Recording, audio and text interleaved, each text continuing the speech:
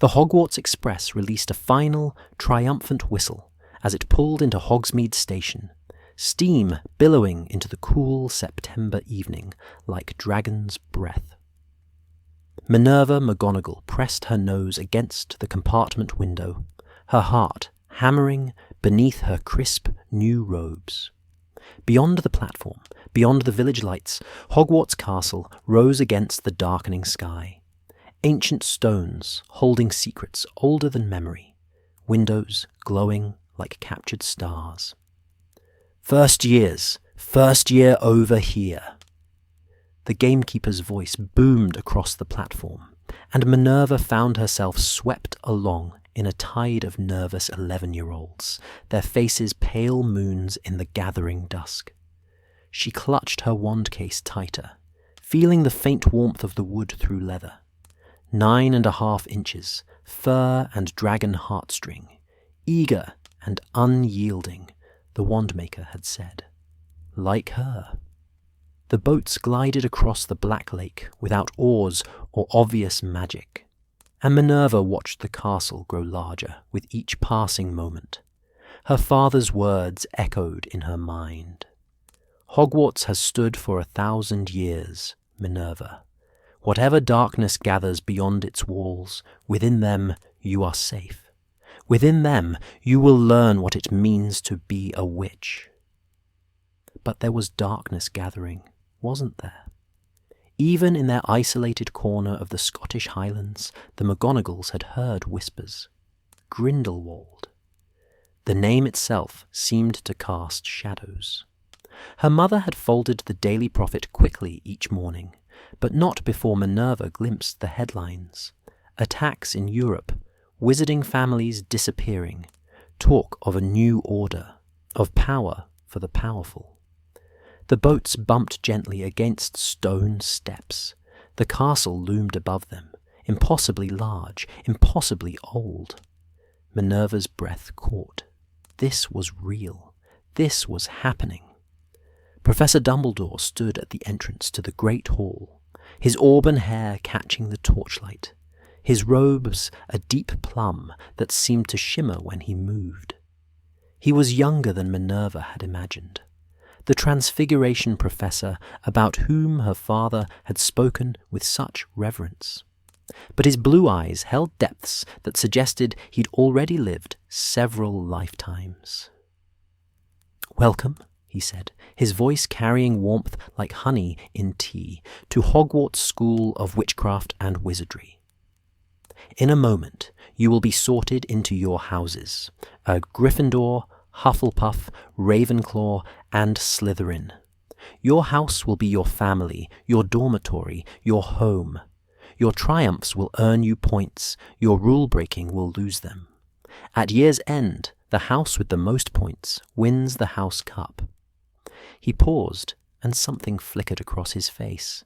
A shadow, perhaps, or a memory. "But more than that," he continued quietly, "your house will shape you, and you will shape it. Choose wisely who you become within these walls. The times we live in demand nothing less." The first years exchanged uncertain glances. Minerva felt a chill that had nothing to do with the September air. The great hall stole Minerva's breath completely. Candles floated in mid-air by the hundreds, their flames steady despite the impossible lack of support. The ceiling reflected the night sky above, stars scattered like diamonds on velvet, a crescent moon hanging serenely overhead. 4 long tables stretched the length of the hall, students in house colours watching the incoming first years with expressions ranging from amused to indifferent to genuinely welcoming. At the head of the hall, the staff table held professors of every description. Headmaster Dippet, elderly and somewhat stern-looking, occupied the central seat. Professor Dumbledore had taken his place among them. Watching the proceedings with that peculiar intensity, Minerva was beginning to associate with him. A stool sat before the staff table, and upon it a hat. It was patched and frayed, impossibly old and thoroughly unremarkable, until it opened a rip near its brim and began to sing. The song spoke of founders and their qualities, of courage and cunning, loyalty and wisdom, of 1,000 years of students sorted into houses that would shape their destinies. Minerva listened, transfixed. The hat's voice carried weight, history, the accumulated knowledge of centuries. When it finished, the hall erupted in applause, and a small, eager-looking professor, Flitwick, Minerva thought, unrolled a long parchment. "When I call your name, you will sit on the stool and place the sorting hat upon your head," he squeaked. "Abbott, Cornelius." One by one, names were called. Students stumbled forward, some confident, others trembling. The hat would settle on their heads, sometimes calling out a house immediately, sometimes deliberating for 30 seconds, a minute, occasionally longer. Hufflepuff, Ravenclaw, Slytherin, Gryffindor. The sorted students scurried to their tables, where they were welcomed with varying degrees of enthusiasm. Minerva watched a boy sorted into Slytherin receive particularly vigorous applause. Lestrange, she thought the name had been. He carried himself with the casual arrogance of old wizarding aristocracy, and something about his smile made her uneasy. McGonagall, Minerva. Her legs carried her forward on instinct. The stool seemed impossibly high. The entire school watched her with hundreds of eyes. She could hear her own heartbeat, feel the weight of expectation, her father's pride, her mother's anxiety, her own desperate hope to prove herself worthy of this place. The hat dropped over her eyes, and the world disappeared into musty darkness. "Ah," a voice said directly into her mind, making her jump. "Minerva McGonagall, I remember your father. Brilliant boy, if a touch rigid. You have his mind, I see." "Thank you," Minerva thought uncertainly, unsure if the hat could hear her thoughts. "Oh, I can hear everything, my dear. Every hope, every fear, every secret ambition. It's rather my job. Now let's see. Remarkable intelligence. Yes, yes. A thirst to prove yourself. Academic. Brilliance waiting to unfold. Ravenclaw would serve you well. You'd find kindred spirits there, those who value knowledge for its own sake." Minerva felt a flutter of excitement. Ravenclaw, the house of scholars, of wisdom. "But wait," the hat murmured, "there's more here. Courage, yes, abundance of it. Moral courage particularly. You'll stand for what you believe is right, even when it costs you, even when it frightens you. That's rare, that is, precious, and something else. A fierce desire to protect those weaker than yourself. You've felt it already, haven't you? Watching the smaller children on the train, making sure none were left behind on the platform." Had she done that? Minerva hadn't realized she'd been so obvious. "You don't do it for recognition," the hat continued, its voice thoughtful now, almost puzzled. "You do it because the alternative is unthinkable, because someone must, because if not you, then who? That's Gryffindor talking, that is, the heart of a lion." "But I want to learn," Minerva thought desperately. "I want to be the best student, the most knowledgeable witch. I want to master magic itself." "And you will, child, you will. But the question isn't whether you'll learn. With your mind, that's inevitable. The question is why you'll learn, for personal glory, or to use that knowledge to stand against the darkness that's coming." Minerva's breath caught. What darkness? You've heard the whispers. Grindelwald, the rise of those who believe power gives them the right to dominate others. The world is changing, Minerva McGonagall, and Hogwarts will not remain untouched forever. You will face choices here, choices that will define not just your house placement, but your very soul. The question is, when that moment comes, will you have the courage to choose right over easy? I will, Minerva thought fiercely. I swear it. The hat seemed to chuckle, a warm, approving sound. Then I've kept you waiting long enough, I think. Though mark my words, child, you'll be a credit to both houses.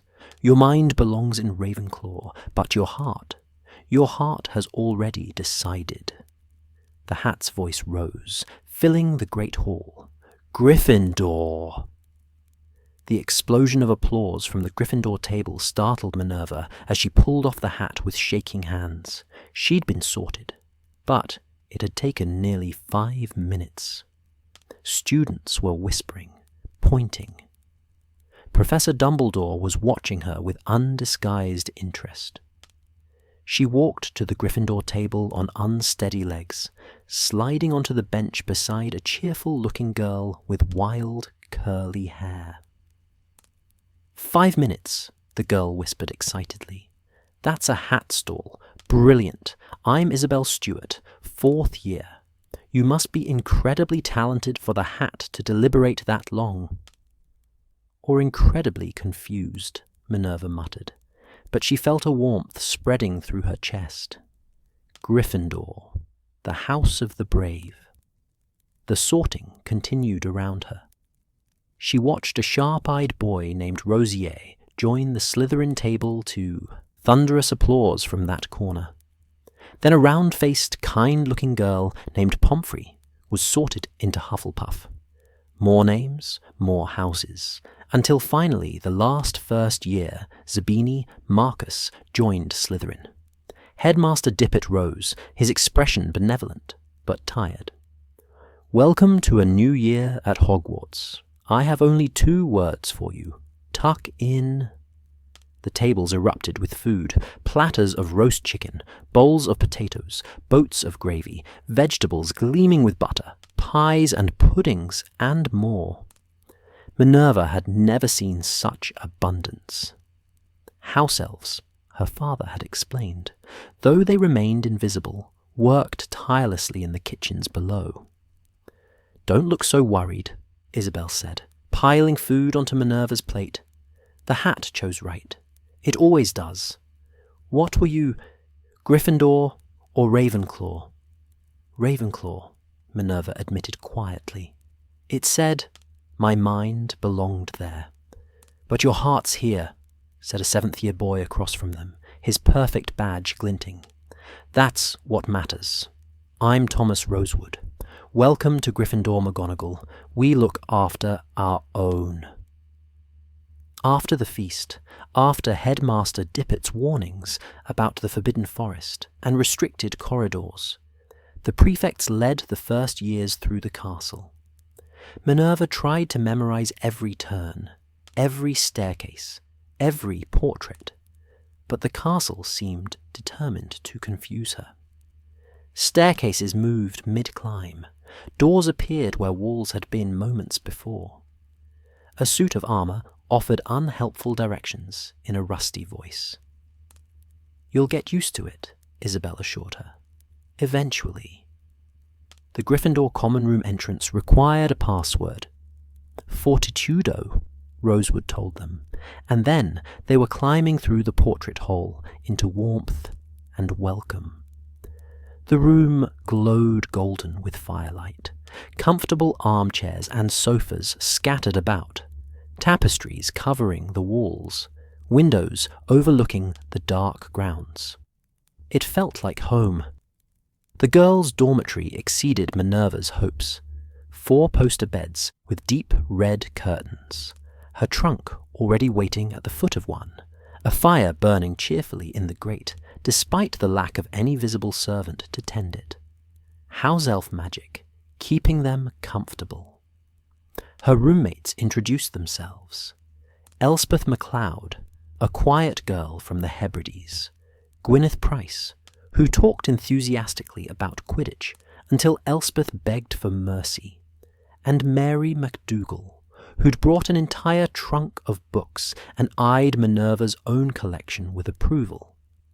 As Minerva finally settled into bed, curtains drawn, she felt the day catch up with her all at once.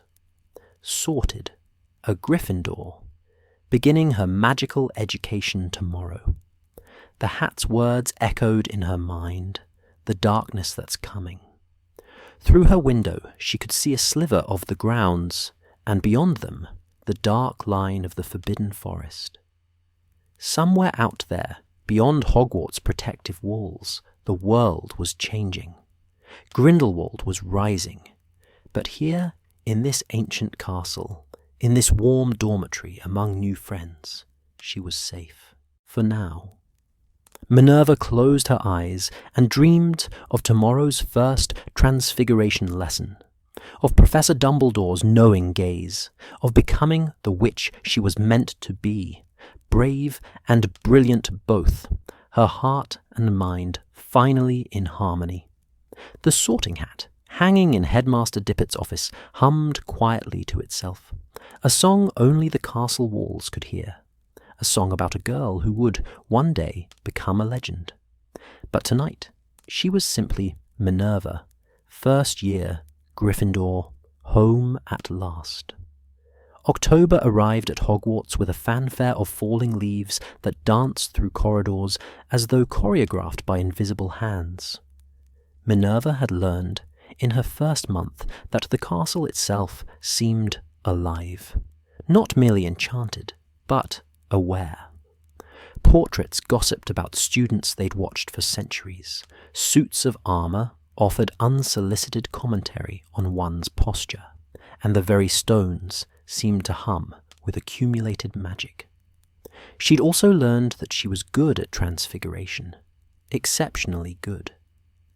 Miss McGonagall, Professor Dumbledore said, his voice carrying across the classroom. Would you demonstrate the proper wand movement for the rest of the class? Minerva rose from her desk, acutely aware of 30 pairs of eyes tracking her movement to the front of the room. On Dumbledore's desk sat a matchstick, the object of this morning's lesson, meant to be transformed into a needle. So far, only 3 students had managed even a glimmer of silver. She raised her wand, fir wood warm against her palm, and performed the precise circular motion Dumbledore had shown them. The incantation crisp on her tongue, Mutatio Arcus. The matchstick shimmered, blurred, and became a perfect silver needle, gleaming in the morning light, streaming through the tall windows. Applause erupted from the Gryffindor side of the classroom. The Slytherins remained notably silent, though Minerva caught one student watching her with an intensity that made her uncomfortable. Caractacus Lestrange, a pure-blood aristocrat whose family name carried weight in wizarding society. He'd managed the transformation 3 minutes before she had, and the look on his face suggested he wasn't accustomed to sharing academic triumph. Excellent work, Miss McGonagall, Dumbledore said, and something in his tone made her look up. His blue eyes held warmth, yes, but also something else. Caution, perhaps. 10 points to Gryffindor. Though I wonder, can you tell the class what might happen if the wand movement were performed counterclockwise rather than clockwise? Minerva hesitated. This hadn't been in their reading. The transformation might reverse itself, Professor, or perhaps create an unstable object. A reasonable hypothesis. Mr. Lestrange, would you care to answer? Caractacus stood smoothly, his robes immaculate, his posture suggesting centuries of pure blood breeding. Counterclockwise rotation in transformation spells typically results in partial transfiguration, Professor. The object becomes neither one thing nor another, dangerous if attempted on living subjects, as the incomplete change can cause permanent damage. Precisely. 10 points to Slytherin. Dumbledore's gaze moved between Minerva and Caractacus, thoughtful. Talent must be tempered with knowledge, and knowledge with wisdom. Raw ability will take you far, but understanding the deeper principles of magic, its limits, its dangers, its responsibilities, that is what separates competent witches and wizards from truly great ones. The lesson continued, but Minerva felt the words settle into her bones like a prophecy. By late October, Minerva had established herself as the top student in Transfiguration, and her reputation had begun to spread beyond a single classroom. She excelled in charms as well, though Professor Flitwick's squeaky enthusiasm sometimes made concentration difficult. Herbology came naturally. The methodical care of magical plants suited her precise nature. Even potions, taught by the stern Professor Slughorn, yielded to her careful attention to detail. "You're making the rest of us look positively dunderheaded," Isabel complained cheerfully one evening in the common room, watching Minerva complete her astronomy chart with meticulous precision. "How do you manage it all?" "I just pay attention," Minerva said, uncomfortable with the attention. "And I do the reading." "We all do the reading," Gwyneth Price pointed out from her position sprawled across an armchair, Quidditch Weekly abandoned beside her. "You do something more than that.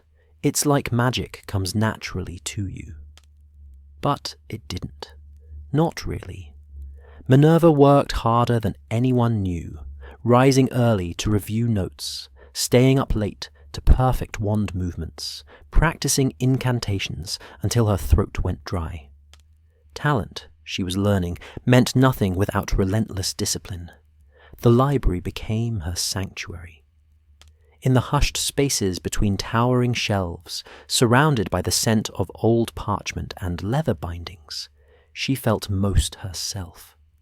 Here, knowledge waited to be discovered, mysteries to be unravelled, magic to be mastered. It was in the library that she first truly encountered Caractacus Lestrange outside of class. She'd claimed her usual table near the Transfiguration section, spreading out her homework, an essay on the ethical implications of human transfiguration, when a shadow fell across her parchment. McGonagall. Lestrange's voice carried the casual authority of someone who'd never been denied anything. "I've been watching your work in Transfiguration." Minerva looked up, keeping her expression neutral. "Have you? You're talented, quite talented." He sat without invitation, his own book settling onto the table with expensive-looking thuds. "But talent without proper guidance can be limiting. I assume you're Muggle-born?" The question landed like a slap.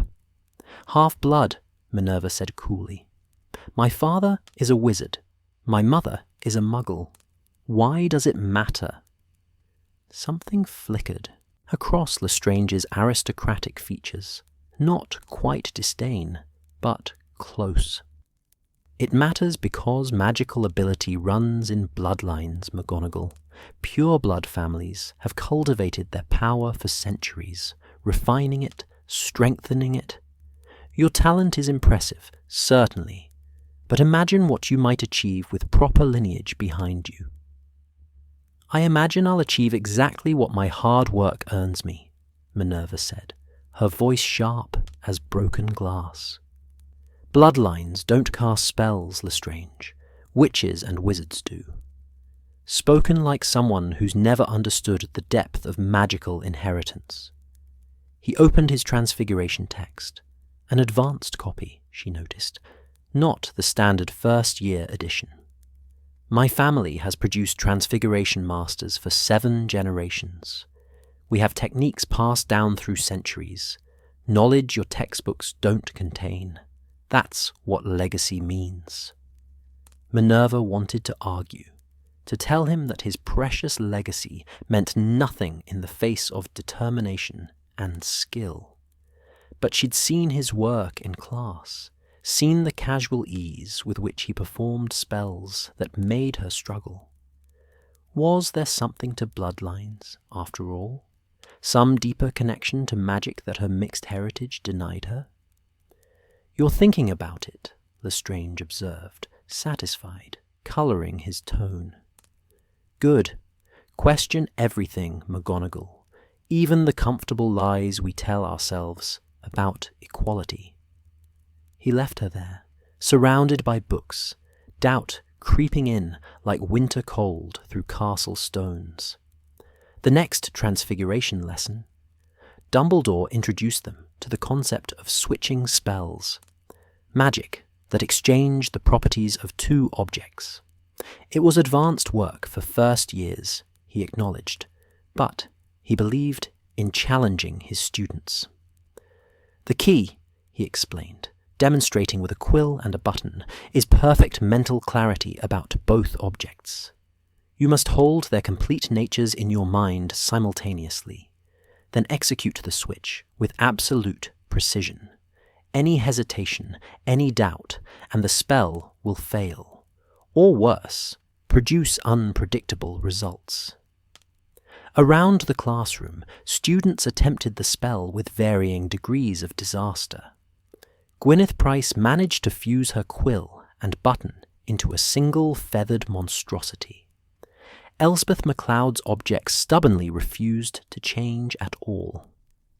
Minerva focused on her own quill and button, visualizing them with crystalline clarity. The weight of the button, the lightness of the quill, the exchange of properties, the perfect balance. Mutatio per mutatio. The objects blurred and switched. The button sprouted a quill's feather. The quill gained the button's solidity.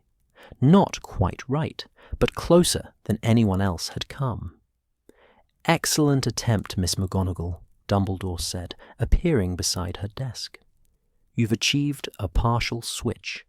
The next step is completeness. Try again, and this time don't force the magic. Invite it. Magic is not a servant to be commanded, but a force to be partnered with." She tried again, and again. By the lesson's end, sweat beaded her forehead, but she'd managed a complete switch twice. Across the classroom, Caraticus Lestrange had managed it 4 times. He caught her eye as they filed out, his expression knowing. The message was clear. See, legacy matters. Professor Dumbledore's office was located in a tower Minerva had previously thought inaccessible, behind a gargoyle that demanded a password she didn't possess. But 3 days after the switching spell lesson, she found a note on her pillow, written in emerald green ink. "Miss McGonagall, would you join me for tea tomorrow evening? The password is Fizzing Wisby. I believe we have matters to discuss." A.D. The office was unlike anything Minerva had imagined. Silver instruments whirred and puffed on spindle-legged tables, portraits of previous professors dozed in gilded frames, and perched on a stand near the window sat a magnificent bird with plumage of crimson and gold. "A phoenix," Dumbledore said, following her gaze. "Fawkes. He's been my companion for many years. Do sit down, Minerva. I hope you don't mind the informal address. Miss McGonagall seems unnecessarily formal for tea." The tea service appeared without fanfare, presumably house elf magic, complete with biscuits that smelled of cinnamon and honey. Minerva perched on the edge of an overstuffed chair, back straight, hands folded. "You're wondering why I've asked you here," Dumbledore said, settling into his own chair with a sigh that suggested relief at day's end. "The answer is simple. I've been watching your progress with great interest, and I'm concerned." Minerva's stomach dropped. "Have I done something wrong, Professor?" "Quite the opposite.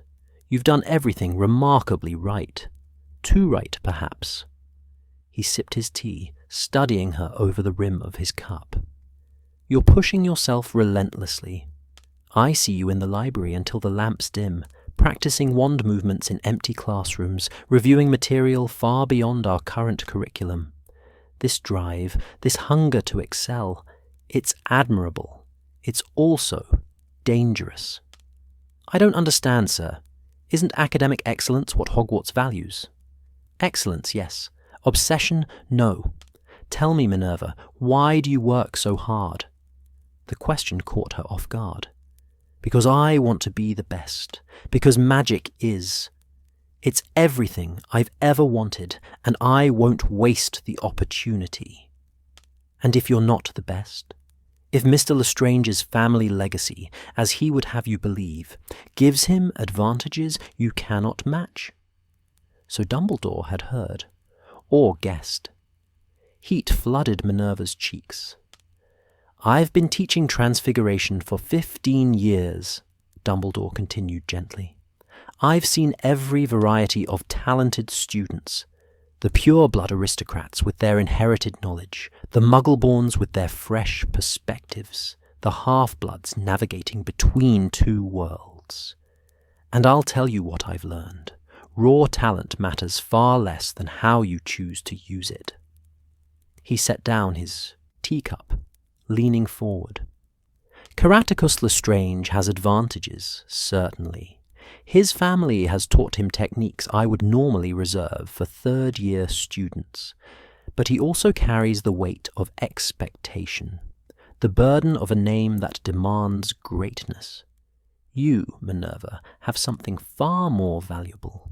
You have choice. You can decide what kind of witch you become, free from the chains of legacy. But if bloodlines matter, they don't. Dumbledore's voice carried absolute certainty. Not in the way young Mr. Lestrange believes. Yes, magical families pass down knowledge. Yes, there are advantages to growing up in a wizarding household. But power, true power, comes from understanding, from wisdom, from the choices we make when faced with moral complexity.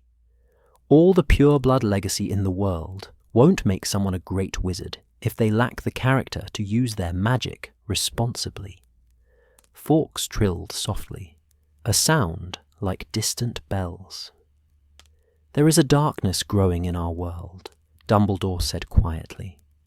You've heard the name Grindelwald, I'm certain.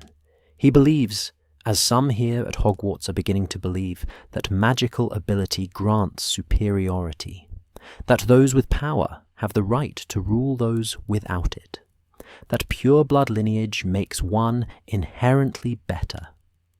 Minerva thought of Lestrange's casual dismissal of her mixed heritage, the underlying assumption of supremacy. I'm telling you this, Minerva, because I see in you the potential for greatness, not because of your talent, though that's considerable, but because of your character.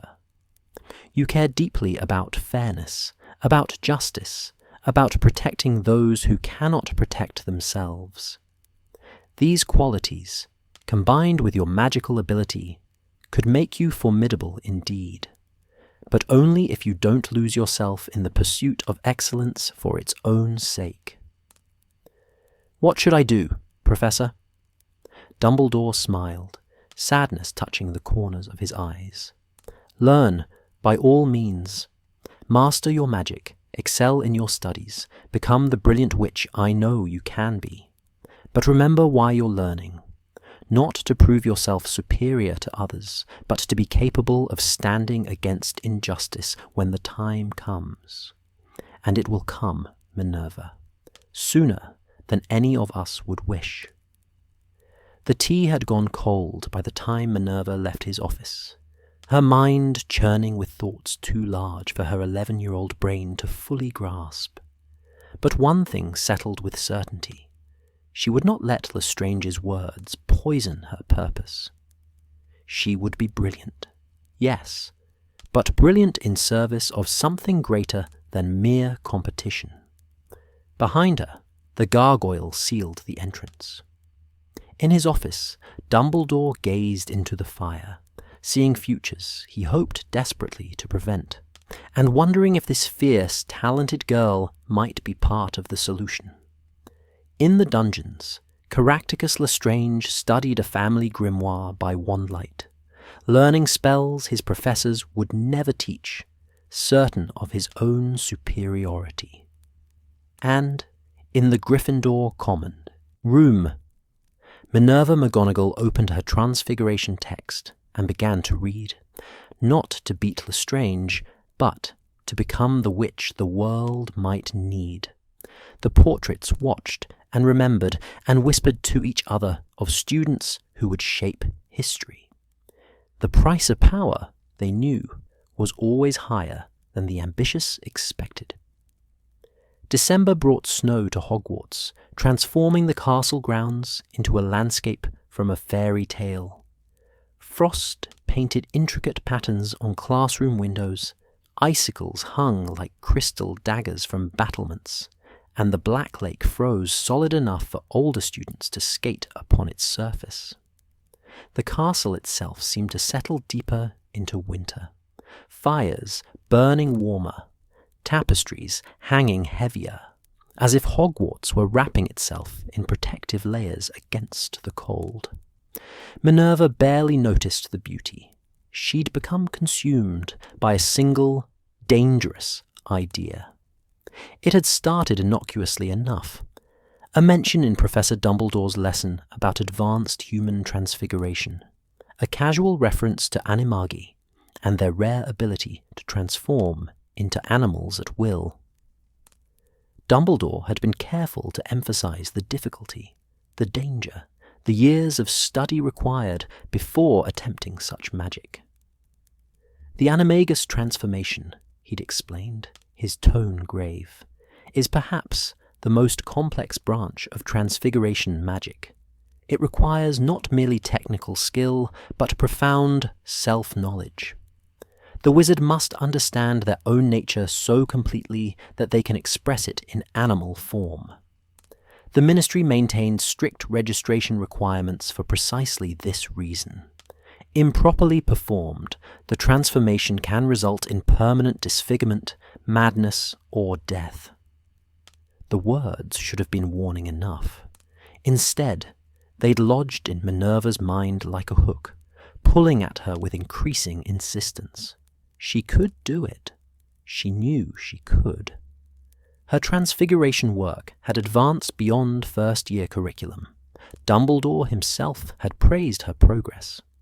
Lestrange might have his family legacy, but she had determination, discipline, and natural talent.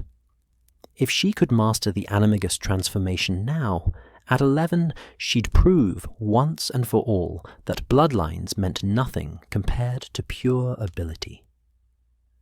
The library's restricted section beckoned. "You want to check out a book from the restricted section?"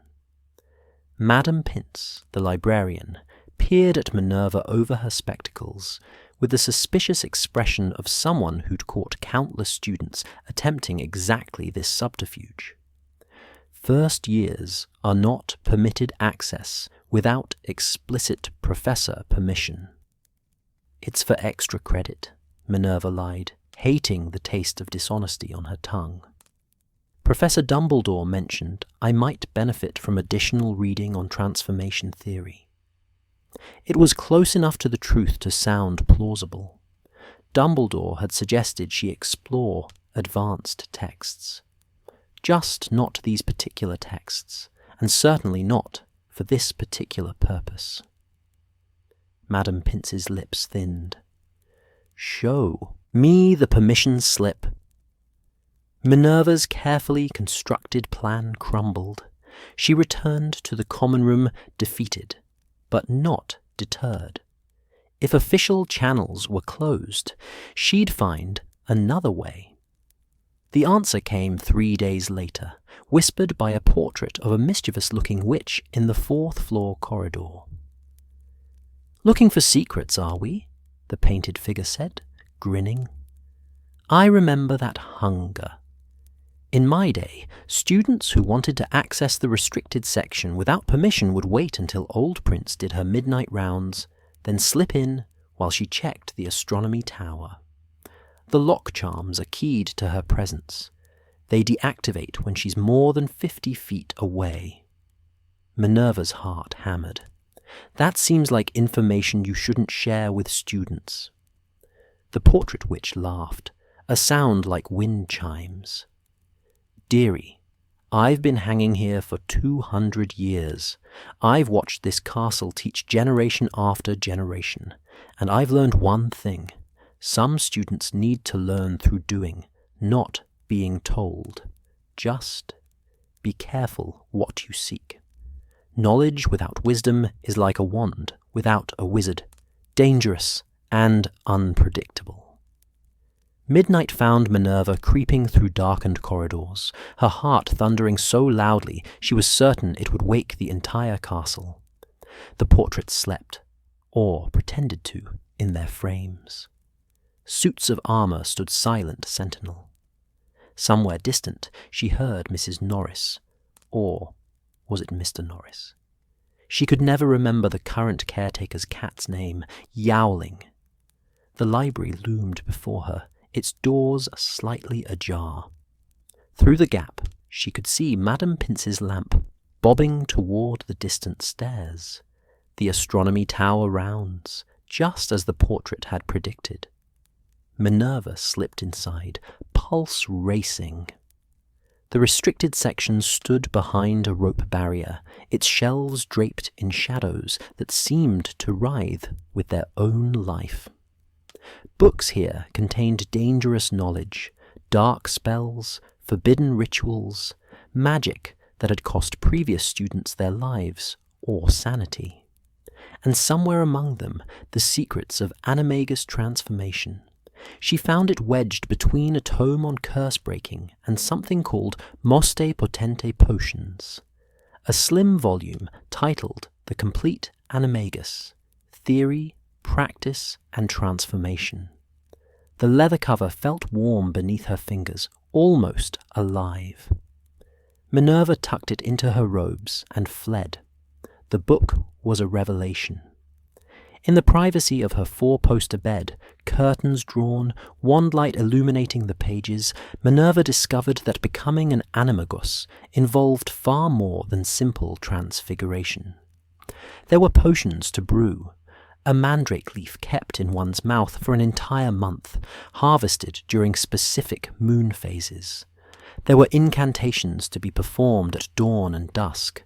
There were meditations, visualizations, a gradual melding of human and animal consciousness. The process, performed correctly, took years. But there was another section, marked with warnings in red ink. Emergency, transformations, and forced manifestations. It detailed a shortcut, dangerous, unstable, but theoretically possible for witches and wizards of exceptional natural talent. By combining a simplified potion with a powerful burst of intentional magic, one could force the transformation to occur prematurely. The risks were listed in clinical detail: partial transformation, loss of human consciousness, permanent animal features, magical core damage, death. Minerva read the warnings 3 times. Then she read the instructions. She could do this. She was talented enough, disciplined enough, brave enough. She just needed to be careful, precise, methodical, all qualities she possessed in abundance. The voice in her head that sounded suspiciously like Dumbledore whispered that this was foolishness, arrogance, dangerous ambition. She ignored it. The ingredients were easier to acquire than she'd expected. The school's potion stores, intended for student use, contained most of what she needed. The few exotic components required creative substitution, using ashwinder eggs instead of the specified dragon liver, for instance, and powdered moonstone where crushed sapphire was indicated. The book warned against substitutions. Minerva told herself her intelligence would compensate for any ingredient deficiencies. She brewed the potion in an abandoned classroom on the 7th floor, one she discovered during her late-night library returns. The room seemed to appear only when needed, its door manifesting where the solid wall had been moments before. Later, much later, she would learn its name, the Room of Requirement. But now it was simply a safe space where she could work undisturbed. The potion bubbled thick and silver, releasing vapors that made her head swim. According to the book, she should drink it at midnight on the winter solstice, then perform the transformation spell while visualizing her animal form with absolute clarity. She'd been meditating for weeks, seeking her inner animal nature. In her mind's eye, a cat had emerged, sleek, intelligent, watchful, a tabby with distinctive markings around the eyes, like spectacles. It felt right, felt true. December 21st arrived cold and clear. Minerva waited until her roommates slept, then crept once more through the castle to her hidden room. The potion waited, still warm from that afternoon's final heating. The book lay open to the transformation page, its instructions burned into her memory. She could still stop, could pour out the potion, return the book, forget this mad plan, could wait, learn properly, attempt the transformation when she was older, wiser, properly trained. But Lestrange's mocking voice echoed in her memory. Talent without proper guidance can be limiting. And beneath that, her own desperate need to prove herself, not just to him, but to everyone who might doubt that a half-blood witch could achieve greatness. Minerva drank the potion. It tasted like liquid moonlight and burning ice, sliding down her throat with a sensation that was neither heat nor cold, but something fundamentally different. Her veins began to burn. Her skin prickled as though 1,000 needles were pressing against it from the inside. She raised her wand, hand trembling, and spoke the incantation, Mutatio Animalia Permutatio. Magic exploded through her body like lightning through a copper wire. Her bones began to shift, compress, and rearrange. Her spine curved, shortened. Her hands, no, paws, began to form. Fur sprouted along her arms in waves of silver-grey tabby markings. It was working. She was transforming. Triumph surged through her even as her human consciousness began to fragment, animal instincts rising. And then something went terribly, catastrophically wrong. The transformation stopped mid-process. Minerva found herself frozen between forms, neither fully human nor fully cat. Her body refused to complete the change, trapped in an agonizing half-state. One arm had become a paw, the other remained stubbornly human. Her face felt stretched, wrong, her jaw extended but not enough, teeth sharp but misaligned. Her spine bent at an unnatural angle that sent waves of pain cascading through her nervous system. She tried to scream, but the sound emerged as half-human wail, half-feline yowl. She tried to reverse the transformation, but couldn't focus through the pain, couldn't remember the counterspell, couldn't think past the wrongness of her own body. Panic clawed at her fragmenting mind. She was stuck. She was trapped. She was going to die like this, alone in a hidden room, her body a grotesque monument to her own arrogance. The room began to spin. Or perhaps she was falling. Darkness crept in at the edges of her vision, merciful unconsciousness reaching for her. The last thing she saw before the world went black was the book lying open on the floor. And beneath the transformation instructions, a single line she'd somehow missed in her eagerness. Never attempt without master supervision. Minerva woke in the hospital wing, her body blessedly, completely human again. Every muscle ached, Her head pounded as though someone had taken a beater's bat to her skull. But she was herself, whole, alive. "Ah," said a familiar voice. "You're awake." Professor Dumbledore sat beside her bed, his expression grave. Behind him, dawnlight streamed through the windows. She'd been unconscious for hours then. The room was mercifully empty of other patients. "Professor, Minerva's voice cracked. Her throat felt raw, as if she'd been screaming for hours. Perhaps she had been. "Before you attempt to explain," Dumbledore said quietly, "you should know that the Room of Requirement alerted the castle when you collapsed. Hogwarts itself called for help. You're extraordinarily fortunate. Another hour trapped between forms, and the transformation would have become permanent. As it is, Madame Strout spent most of the night reversing the partial transfiguration and stabilizing your magical core." Shame flooded through Minerva, hot and bitter. She couldn't meet his eyes. "I'm sorry," she whispered. "I'm so sorry. I thought I could. You thought you could master in weeks what takes trained wizards years to accomplish." Dumbledore's tone held no anger, which somehow made it worse. "You thought your natural talent exempted you from the patient discipline that all magic requires. You thought you could take shortcuts and escape consequences." Each word landed like a physical blow, because each word was true. "I found the book you stole from the restricted section," Dumbledore continued. "I also discovered evidence of your potion brewing.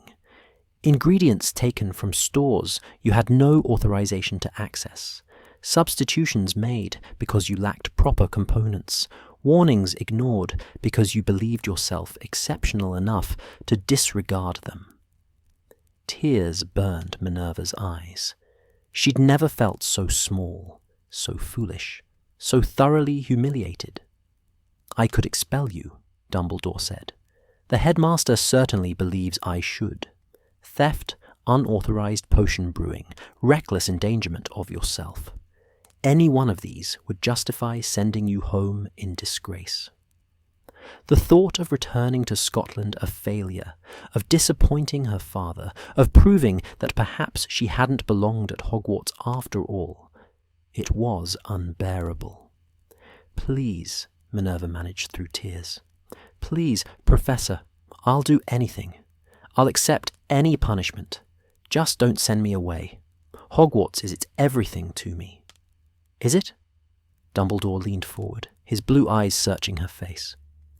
"Or is being the best at Hogwarts everything to you? There's a difference, Minerva, and until you understand that difference, you'll continue to make dangerous choices." He stood, walking to the window, hands clasped behind his back. "I convinced Headmaster Dippet to give you another chance," he said. "You'll serve detention with me every Saturday for the remainder of the term. You'll write a comprehensive essay on the dangers of premature animagus transformation. You'll lose 100 points from Gryffindor." Minerva flinched. 100 points. Her housemates would hate her. "And you'll attend weekly meetings with me to discuss the responsible use of magical talent." He turned back to face her. "But more than any of that, Minerva, you'll spend time reflecting on why you truly want to learn magic. Is it to prove yourself superior? To defeat rivals? To satisfy your own ego? Or is it because magic is a profound gift that carries equally profound responsibility?" "I don't know any more," Minerva admitted, her voice small. "Then that's where we'll begin." Dumbledore's expression softened slightly. "You are exceptionally talented, my dear. That's not in question. But talent without wisdom is like a fire without a hearth, beautiful, powerful, and ultimately destructive. I see greatness in you, Minerva McGonagall, but greatness of character must precede greatness of magic." He moved toward the door, then paused. One more thing. The animagus transformation is still possible for you, in time, with proper training, when you're ready. I'd be honored to guide you through the process when that time comes. But it will be years, not weeks. Can you accept that? Minerva nodded, not trusting her voice. Good. Rest now. Your housemates will visit this afternoon, and you'll need strength to face them. Losing 100 points has not been popular. He left her there, alone with her shame and her aching body and the hard-won knowledge that brilliance meant nothing without humility. Outside the window, snow began to fall again, covering the grounds in fresh white. The castle stood patient and ancient, having witnessed 1,000 brilliant students learn this same lesson across centuries. Some survived the learning, some didn't. Minerva had survived. Now came the harder part, growing from it. The Gryffindor common room fell silent when Minerva returned from the hospital wing. Conversations died mid-sentence. Students turned to stare, their expressions ranging from curiosity to outright hostility. The house point hourglass stood in the corner, its ruby stones depleted by a third. Her catastrophic mistake rendered visible for all to see. "Well," said Thomas Rosewood, the seventh-year prefect, his voice carefully neutral. "Glad you're recovered, McGonagall." No one else spoke. Isabel Stewart, usually so cheerful, studied her charms textbook with sudden fascination. Gwyneth Price wouldn't meet her eyes. Even Mary McDougal, her bookish roommate, busied herself with rearranging her bookshelf. Minerva climbed the stairs to the dormitory on legs that felt like lead, each step a journey through shame. She'd lost her house 100 points in December. Before the Quidditch season had even properly begun, they'd been in second place before her disaster. Now they languished in last, behind even Hufflepuff. She collapsed onto her bed, drew the curtains, and let the tears come. The following morning brought her first detention with Professor Dumbledore. She arrived at his office precisely on time, her essay on the dangers of premature animagus transformation clutched in trembling hands. 7 feet of parchment detailing every possible complication, every recorded case of transformation gone wrong, every reason why her attempt had been monumentally foolish. Ah, Minerva, punctual as always. Dumbledore gestured to a chair. "Before we begin your detention work, shall I read your essay?" She handed it over, watching nervously as his eyes tracked across her careful script. He read in silence, occasionally making small sounds of acknowledgement. Fawkes, the phoenix, preened on his perch, seemingly disinterested in human drama. "Thorough," Dumbledore said finally, "but comprehensive and entirely intellectual." Minerva blinked. "Sir?" "You've catalogued the facts admirably. What happened, why it happened, the technical reasons for failure. But you've avoided the more important question. Why did you do it, truly? Not the surface reason, proving yourself capable, but the deeper motivation beneath that need to prove." The question hung in the air like smoke. Minerva found she didn't have an answer, or, rather, didn't want to examine the answer too closely. "Your detention today," Dumbledore continued, "will involve reorganizing my collection of transformation reference texts. They're arranged currently by the author, but I'd like them sorted by subject matter and difficulty level. It will require you to evaluate each book's contents. A lengthy process, I'm afraid. You'll find the books in question through that door." He indicated a side room Minerva hadn't noticed before. Inside, stacks of books towered toward the ceiling in precarious columns. Hundreds of them, perhaps thousands. "This will take weeks," she said faintly. "Yes. Fortunately, you have weeks of Saturdays ahead of you." Dumbledore smiled, though it didn't reach his eyes. "While you work, I encourage you to think about my question. Understanding our motivations is the first step toward changing our behavior." Minerva spent 6 hours moving books, reading summaries, and creating categorization systems. Her back ached, her fingers developed paper cuts, dust coated her robes. And through it all, Dumbledore's question echoed. Why did you do it, truly? Monday brought classes, and the full weight of her housemates' disappointment. Students she'd never spoken to glared at her in the corridors.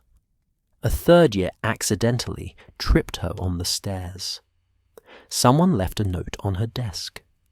"Thanks for ruining our chances at the House Cup, Half-Blood." The word stung more than it should have.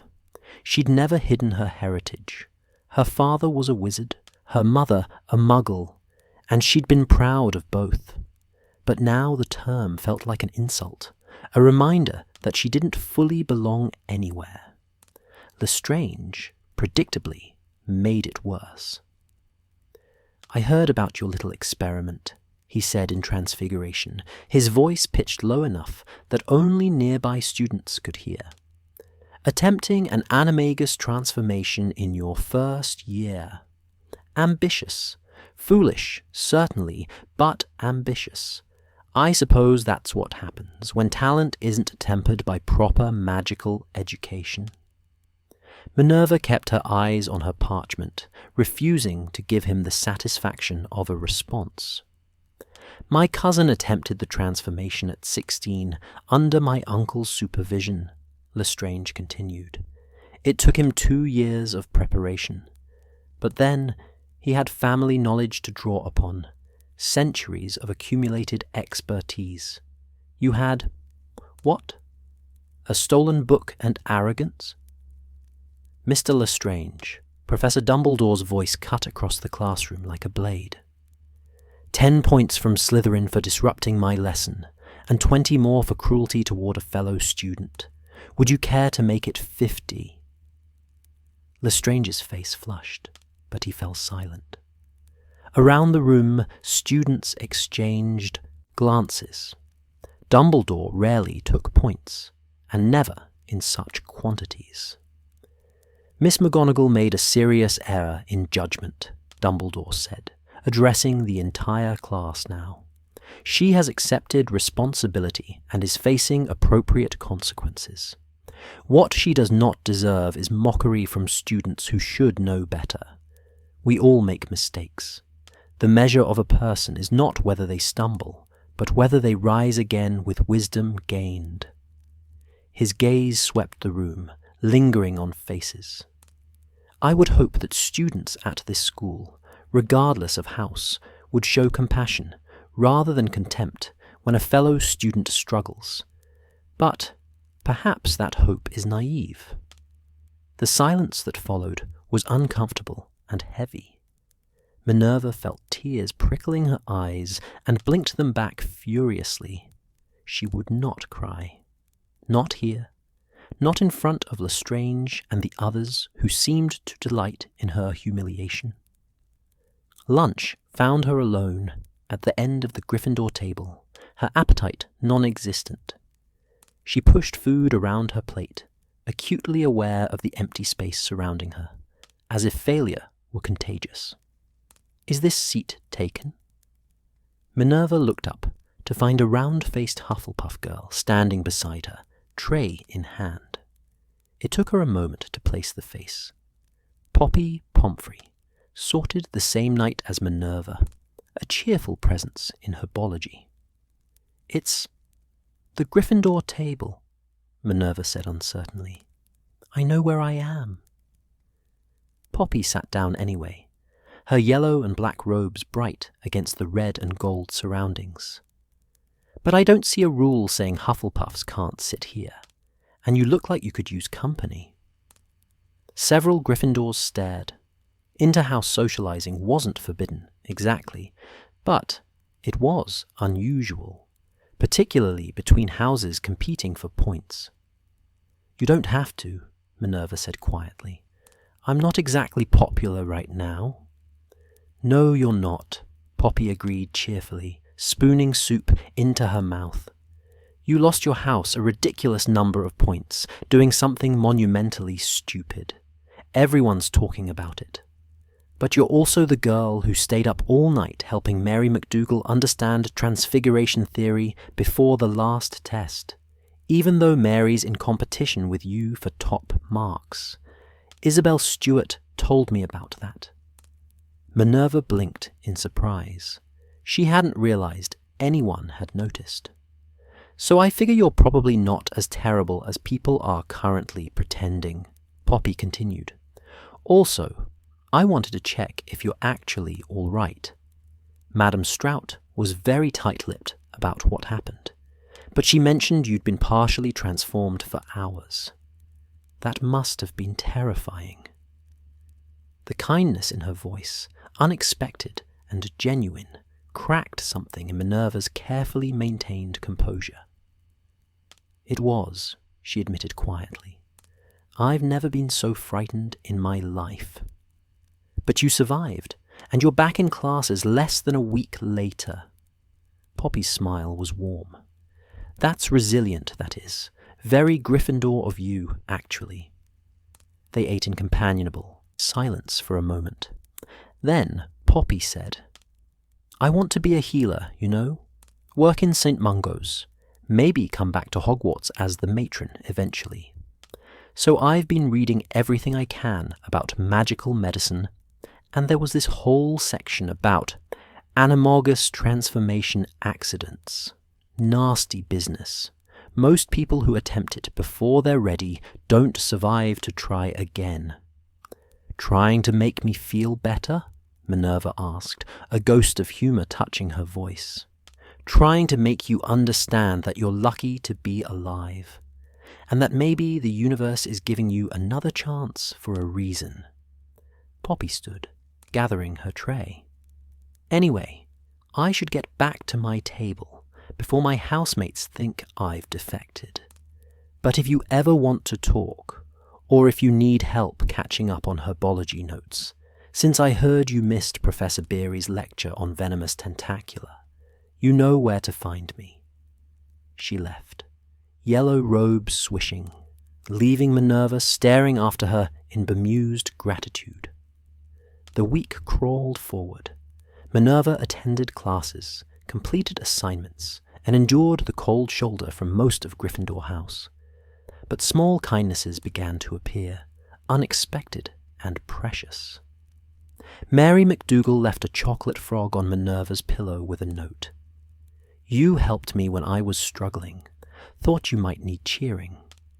In Charms, a Ravenclaw boy named Bartholomew Abbott, no relation to the Hufflepuff Cornelius, leaned over during a practical exercise and whispered, Your wand movement's slightly off.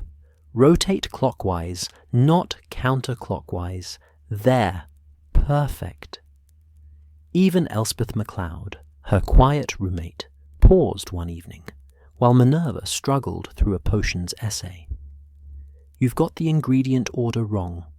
Moonstone goes in before the dittany, not after. Slughorn's very particular about that.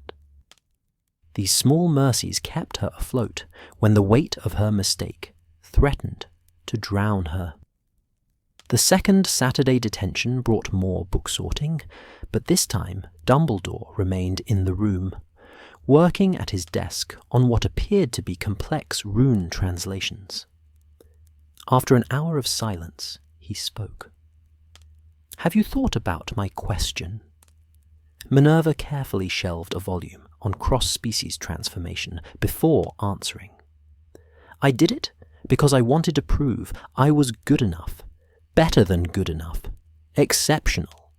I wanted to show that my mixed blood didn't make me lesser than purebloods like Lestrange. And did it work? No. The word tasted bitter. All I proved was that I'm arrogant and foolish. That's not quite accurate. Dumbledore set down his quill. You proved that you're human, Minerva. You made a mistake, driven by insecurity and competitive pride, the same mistakes countless students before you have made. The difference is that you survived to learn from it." He rose, walking to the window that overlooked the snow-covered grounds. Students were visible below, engaged in a snowball fight that had escalated to include levitation charms. "I was 17 when I made my greatest mistake," Dumbledore said quietly. "Convinced of my own brilliance, certain that I knew better than my elders, desperate to prove myself exceptional. The consequences of my arrogance hurt people I cared about, people who trusted me." Minerva had never heard him speak of his past before. She set down her books, listening. "I tell you this because I recognize in you the same dangerous combination I possessed. Extraordinary talent paired with the need to validate that talent through achievement. It's a trap, Minerva. The more you accomplish, the more you feel you must accomplish. The more you prove, the more you need to prove. It never ends, and it never satisfies." He turned back to face her. "The only escape is to find a purpose larger than your own validation. To learn magic not to prove your worth, but to serve something beyond yourself. That transformation, from self-centered ambition to purpose-driven excellence, is the most important transfiguration you'll ever master, and it doesn't happen overnight." "How long did it take you?" Minerva asked. Dumbledore's smile was sad. "I'm still working on it, my dear. Still working on it." December gave way to January, and slowly, imperceptibly, the hostility from her housemates began to thaw. It helped that Gryffindor won their first Quidditch match against Ravenclaw, earning back 50 points in a single afternoon. It helped more when Minerva deliberately threw herself into helping younger students with their homework, patiently explaining transfiguration concepts and charms techniques without any expectation of recognition. One evening, she found Isabel Stewart crying in the library, an essay on medieval goblin rebellions scattered across the table in frustrated fragments. "I can't do this," Isabel sobbed. "Professor Binns expects 6 feet of parchment, and I don't understand any of it. Goblin rights, goblin wars, it all blends together. I'm going to fail." Minerva hesitated. Isabel had been among those giving her the silent treatment for weeks. She could walk away, let her struggle, and claim she was too busy. Instead, she sat down. "Show me what you have so far." They spent 2 hours reconstructing the essay, Minerva explaining the connections between events, helping Isabel understand the narrative flow of history rather than just memorizing dates. By the end, Isabel's essay was coherent, comprehensive, and entirely her own work. "I don't know why you helped me," Isabel said as they packed up their materials. "I've been awful to you. We all have." "You were disappointed," Minerva said simply. "You had every right to be. But you were hurting too. We should have—" Isabel trailed off, then squared her shoulders. "I'm sorry. For the cold shoulder. For not asking if you were all right. You made a mistake, but you didn't deserve to be abandoned." "Thank you," Minerva whispered. That night, the invisible wall between Minerva and her housemates finally crumbled. Not completely. Trust, once broken, required time to rebuild, but enough that she could breathe again, could feel like she belonged. February brought Valentine's Day and an unexpected invitation. Poppy Pomfrey appeared at the Gryffindor table during breakfast, a small envelope in hand. "Some of us are having a study group tomorrow in the Hufflepuff common room," she said. "Mixed houses. Anyone who wants to come. We're covering potions theory, because Slughorn's midterm is going to be brutal. Want to join? Minerva's first instinct was to refuse. She studied alone, worked alone, succeeded alone. But she thought of Dumbledore's words about purpose beyond validation, about the kind of witch she wanted to become. "I'd like that," she said. The Hufflepuff common room was nothing like Gryffindor's tower space. Low-ceilinged and cozy, it sprawled beneath the castle near the kitchens, its round doors and comfortable armchairs creating an atmosphere of permanent warmth. Plants grew in copper pots along the windowsills, their leaves impossibly green in the winter light. The fireplace crackled cheerfully, and the air smelled of fresh bread and honey. "Welcome," Poppy gestured expansively. "Make yourself comfortable. We've got Hufflepuffs, obviously, a few Ravenclaws, and now you. No Slytherins yet, but we're working on it." The study session was unlike anything Minerva had experienced. Rather than solitary note-taking, students collaborated, explaining concepts to each other, asking questions without fear of looking foolish. When someone struggled with a particular potion's properties, others jumped in with memory tricks and analogies. Bartholomew Abbott, the Ravenclaw who'd helped her in charms, proved to have an encyclopedic knowledge of potion ingredients. A Hufflepuff girl named Enid Blackwood could draw out the connection between potion theory and practical applications better than Professor Slughorn himself. And Minerva discovered that teaching others actually deepened her own understanding. Explaining why powdered moonstone reacted differently than crushed moonstone forced her to think through principles she'd previously just memorized. "You're good at this," Poppy observed during a break, offering Minerva a biscuit that had appeared courtesy of the House Elves. "Making complex things understandable. Have you ever thought about teaching?" Minerva hadn't. The idea settled into her mind like a seed, ready to germinate. The Hogsmeade visit in mid-February was Minerva's first, and she walked the snow-dusted streets with something approaching wonder. The village looked like an illustration from a fairy tale. Crooked buildings with smoking chimneys, shop windows displaying magical goods. Witches and wizards bundled in colourful robes hurrying between establishments. She'd come with the study group, Poppy, Bartholomew, Enid, and a few others. Their friendship still new, but growing stronger. They visited Honeydukes first, where sweets of impossible varieties filled every surface. Chocolate frogs that actually hopped, sugar quills that lasted for hours, fizzing whizbees that made you levitate slightly. "My treat," Poppy said when Minerva hesitated over the prices.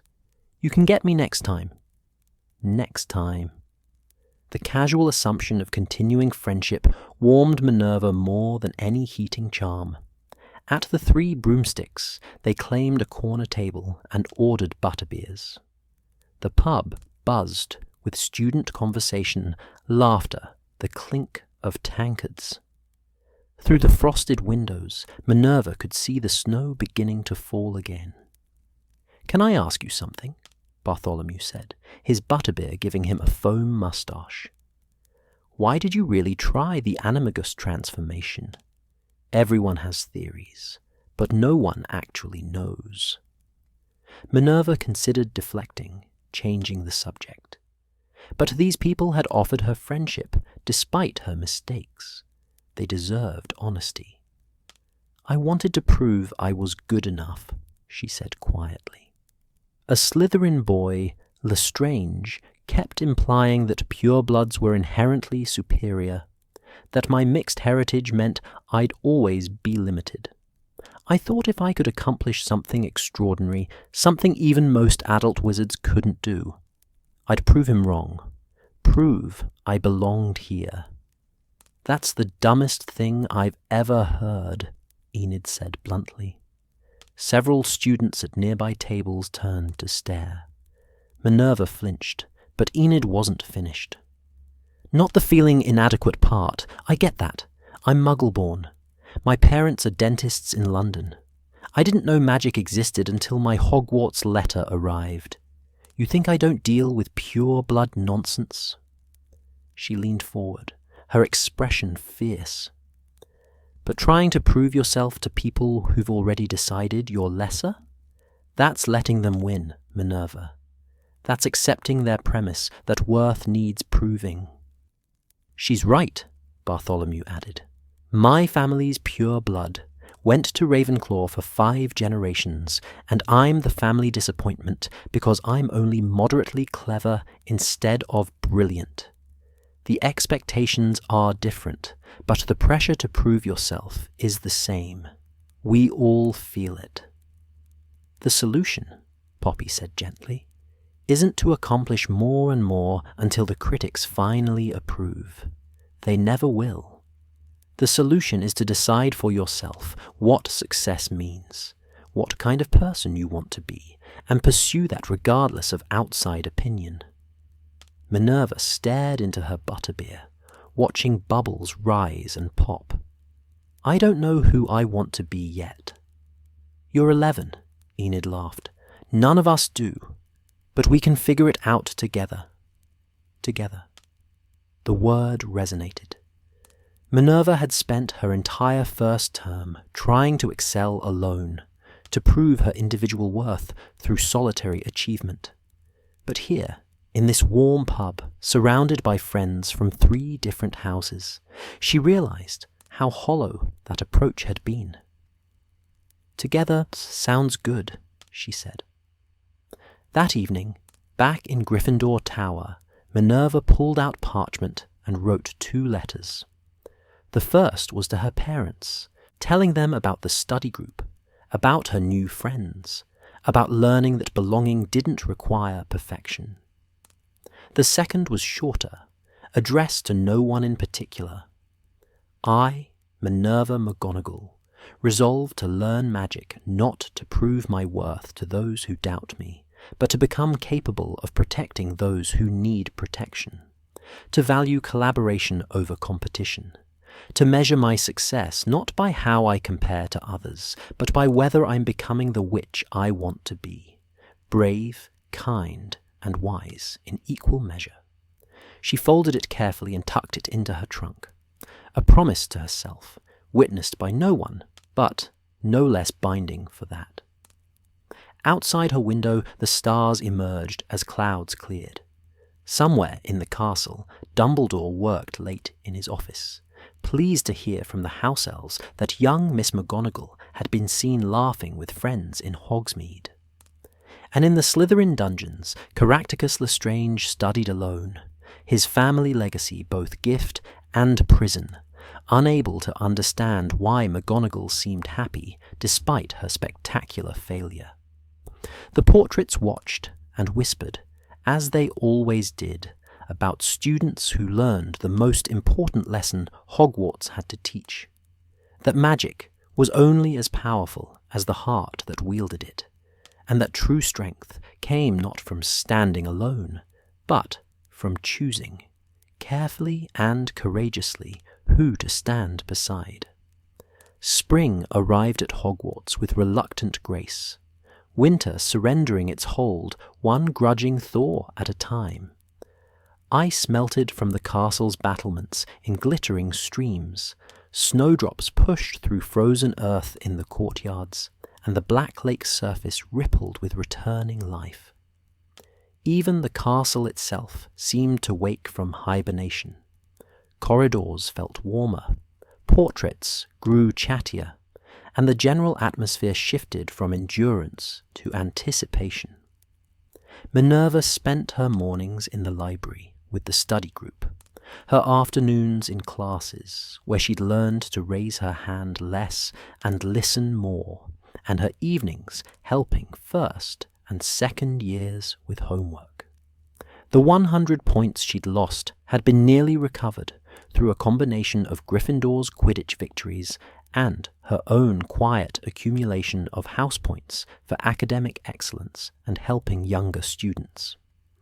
Her Saturday detentions with Dumbledore continued, though they'd evolved into something more resembling mentorship than punishment. They discussed magic theory, ethical applications of transfiguration, and, increasingly, the state of the wizarding world beyond Hogwarts' protective walls. "Have you been following the news from the continent?" Dumbledore asked one Saturday in early April, gesturing to a copy of the Daily Prophet that lay folded on his desk. The headline screamed about another attack, this time in Vienna. "Grindelwald," Minerva said quietly. She'd been reading the papers her father sent, each one bringing news more troubling than the last. "They say he's gathering followers, that he's promising a new world order where wizards don't have to hide from muggles." "And what do you think of these promises?" Minerva considered carefully. I think there's something seductive about not having to hide. My mother lives in constant fear that her neighbours will discover she married a wizard, that I'm a witch. She can never fully be herself in her own village. I understand the appeal of wanting to change that. But, Dumbledore prompted gently, but freedom for wizards shouldn't mean domination of muggles, and that's what he's really proposing, isn't it? Not equality, but supremacy. Not coexistence, but control. Very astute. Dumbledore's expression was grave. Unfortunately, not everyone shares your moral clarity.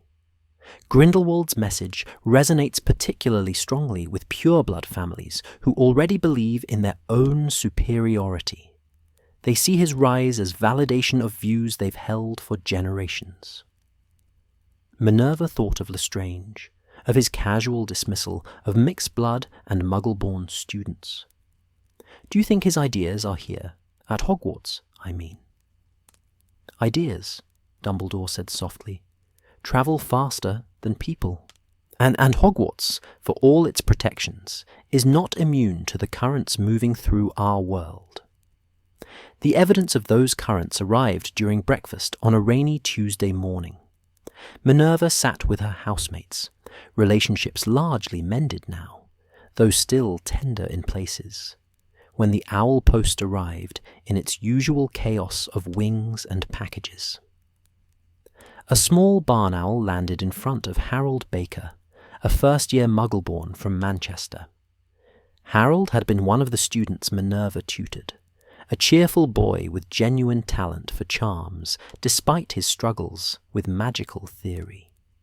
He untied the letter with eager fingers, probably expecting news from home. His face went pale as he read. "What's wrong?" asked Thomas Rosewood, the seventh-year prefect. Harold's hands trembled. "It's my dad. Someone attacked the shop. Our shop. Set fire to it. The Muggle police think it was just vandalism, but—" His voice dropped to a whisper. "But there was a mark burned into the door, the same mark that was in the Prophet, from the attack in Vienna." The table fell silent. Around the great hall, similar scenes played out. Owls delivering devastating news, students reacting with shock and fear. By the end of breakfast, it emerged that 5 families with magical children had been targeted overnight, all in Muggle areas of Britain, all bearing Grindelwald's symbol. Headmaster Dippet addressed the school at the end of the meal, his elderly face drawn with concern. "Students, I want to assure you that Hogwarts remains the safest place in the wizarding world. No one can breach our protections. Your families have been contacted by the Ministry, and protective measures are being arranged for those at risk. Any student who wishes to speak with their head of house about these events should feel free to do so. But his reassurances rang hollow when students were crying in corridors, when Harold Baker spent the day staring at nothing, when the very real threat of violence had penetrated Hogwarts' supposedly impregnable sanctuary. The whispers started that evening in the common room. Minerva was attempting to focus on a potions essay when she overheard a conversation between two fifth years she didn't know well. "I'm just saying, if Muggleborns weren't admitted to Hogwarts, their families wouldn't be targets," one said, keeping his voice low. "The attacks are happening because Grindelwald's followers want to make a point about magical secrecy. If we maintained proper separation—" "That's a despicable thing to say," Isabel Stewart cut in sharply. "You're blaming the victims for being attacked." "I'm being practical. These are dangerous times. Maybe the old ways, pure blood families, proper magical traditions. Maybe they existed for a reason."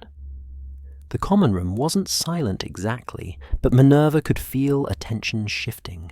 Students pretending not to listen while hanging on every word. "The old ways," said a seventh-year girl whose name Minerva didn't know, "included treating Muggleborns as second-class wizards, denying them positions, questioning their worth, treating magical ability as a function of bloodline rather than individual talent. Is that really what you're advocating?" "I'm advocating safety. For everyone." "Safety bought through exclusion isn't safety," Minerva heard herself say, her voice carrying across the room.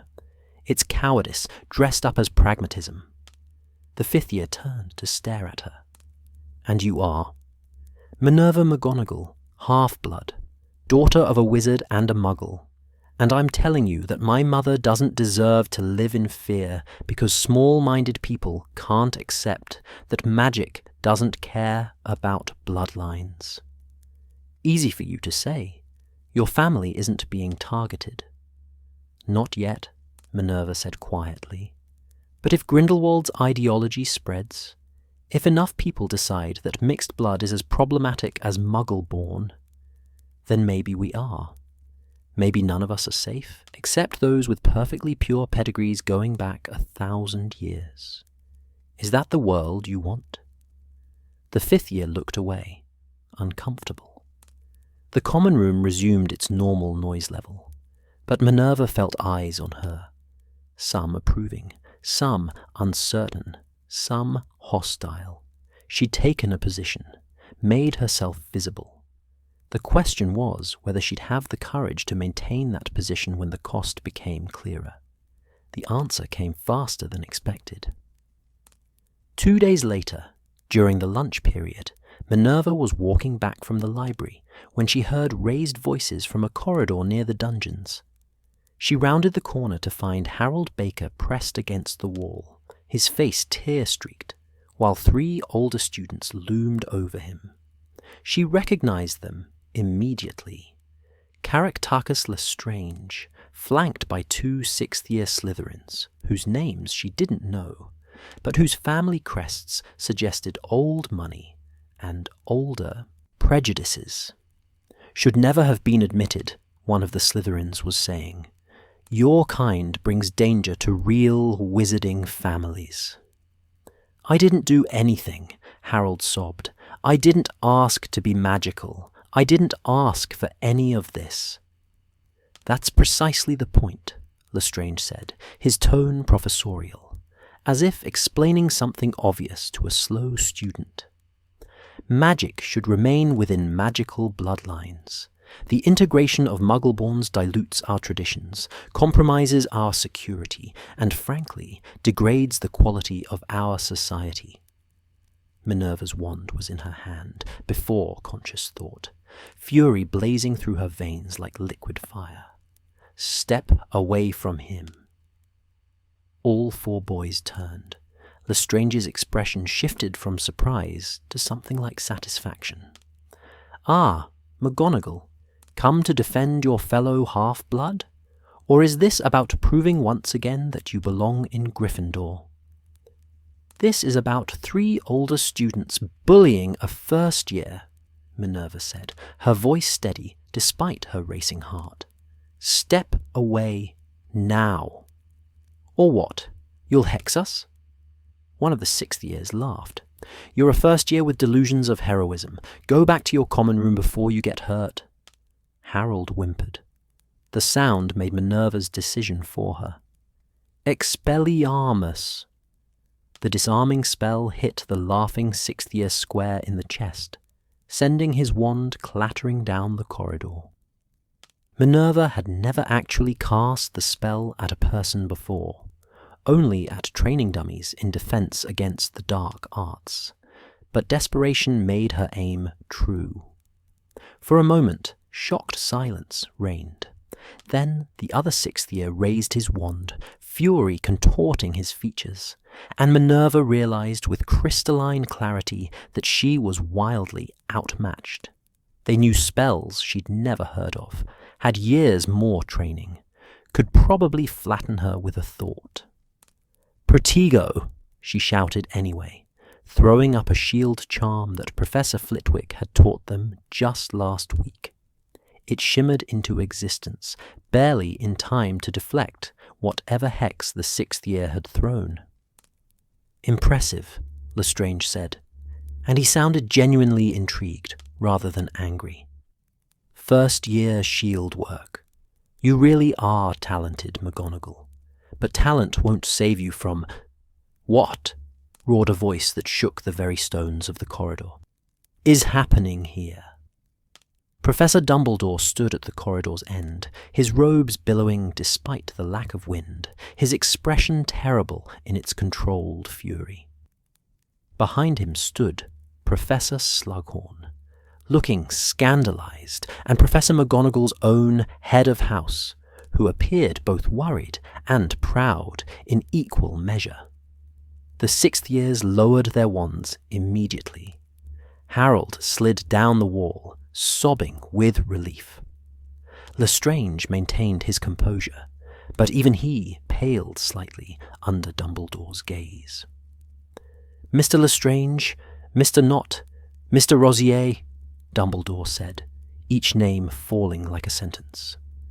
My office, immediately. Professor Slughorn, please escort them. Miss McGonagall, Mr. Baker, come with me. Dumbledore's office felt different when entered under these circumstances. Less a place of learning, more a tribunal. Fawkes sang a low, mournful note. The portraits of previous headmasters were watched with keen interest. Tell me, Dumbledore said, once they were seated, exactly what happened. Minerva recounted it as accurately as she could, finding Harold cornered, the things Lestrange and his friends had said, her intervention, the brief magical confrontation. Harold, still shaking, confirmed every detail. When she finished, Dumbledore was quiet for a long moment. You cast Expelliarmus as a 6th year student, he said finally. Yes, sir. You interposed yourself between a first year and 3 older students who could have hurt you quite badly. Yes, sir. You did so without seeking adult intervention first, without considering your own safety, without any real chance of victory if the situation had escalated further. Minerva's stomach sank. She'd expected praise, or at least understanding. Instead, Dumbledore sounded disappointed. I couldn't just walk away, she said quietly. They were bullying him, telling him he didn't belong at Hogwarts because he was Muggle-born. How could I hear that and do nothing? You couldn't, Dumbledore agreed. That's precisely what concerns me. He stood, walking to his window with hands clasped behind his back, a gesture Minerva had come to recognize as his thinking posture. Do you remember what I told you about my own great mistake? About believing my brilliance gave me the right to make decisions others should have made? Yes, But this isn't the same, isn't it? He turned back to face her. You saw injustice, and immediately appointed yourself judge, jury, and champion. You didn't seek help from a prefect, a head of house, a professor. You took it upon yourself to rectify the situation through confrontation, putting both yourself and Mr. Baker at greater risk in the process. But I helped him. This time, because I happened to be nearby, because your shield charm held, because Mr. Lestrange was more interested in verbal sparring than actual violence. Dumbledore's voice softened. But, Minerva, what if none of those things had been true? What if your shield had failed? What if they decided to truly hurt you to make their point? What would have happened to Mr. Baker then? Minerva felt tears burning her eyes. So I should have just let them bully him, let them tell him he doesn't belong, stood by and did nothing. No, you should have sought help from someone in a position to actually address the situation. Professor Slughorn is their head of house. I am their professor. We have the authority to impose consequences, to protect students, to address the underlying issue. You, brave as you are, talented as you are an 11-year-old girl who could have been seriously hurt. Harold spoke up suddenly, his voice small, but determined. She saved me, though. They were saying horrible things, making me feel like everything that happened to my family was my fault. Minerva made them stop. And for that, she has my gratitude, and Mr. Baker's, I'm certain, Dumbledore said. I'm not dismissing her courage or her good intentions. I'm trying to teach her that courage without wisdom can be as dangerous as power without restraint. He returned to his desk, settling into his chair with a sigh. The boys involved will face significant consequences. Suspension from Hogsmeade privileges, detention, points from Slytherin, and letters to their families. Mr. Lestrange, in particular, will be having a lengthy conversation with Headmaster Dippet about his expression of views that have no place in this school. And me? Minerva asked. You will write an essay on the difference between moral courage and reckless heroism. You will think carefully about when intervention requires seeking help, rather than attempting solo solutions. And you will accept 10 points to Gryffindor for standing up for a fellow student, while simultaneously accepting that the method you chose was less than ideal. It was possibly the most confusing response Minerva had ever received. Praised and chastised in the same breath, rewarded and punished for the same action. The world, Dumbledore said, reading her confusion, is rarely simple, Minerva. Doing the right thing for the wrong reasons, or in the wrong way, is still problematic. Learning to navigate those complexities, that's the work of a lifetime. News of the confrontation spread through Hogwarts like fiendfire through parchment. By dinner, everyone knew that first-year Minerva McGonagall had hexed a sixth-year Slytherin and faced down Caraticus Lestrange in defense of a Muggle-born student. The reactions were as varied as the students themselves. In Gryffindor, she was hailed as a hero. Students she barely knew clapped her on the back. Thomas Rosewood made a speech about house bravery, and even the students who'd been colder after her Animagus disaster welcomed her with newfound warmth. That was brilliant, Gwyneth Price gushed. Taking on 3 Slytherins. You're like something out of a storybook. But Minerva felt unsettled by the praise. Dumbledore's words echoed in her mind. Courage without wisdom can be as dangerous as power without restraint. At the Hufflepuff table, Poppy caught her eye and gave a subtle nod, approval mixed with concern, understanding the complexity of what had happened. The Ravenclaws seemed divided, debating the ethics of her intervention versus the efficacy of her approach with the same intensity they brought to academic disputes. And at the Slytherin table, Caractacus Lestrange watched her with an expression impossible to read. Respect mixed with something darker, calculation layered with contempt. Harold Baker sought her out that evening in the library, where she'd retreated to escape the attention. "I wanted to say thank you," he said, sliding into the chair across from her. "Properly, I mean, not just in Dumbledore's office. You don't have to thank me.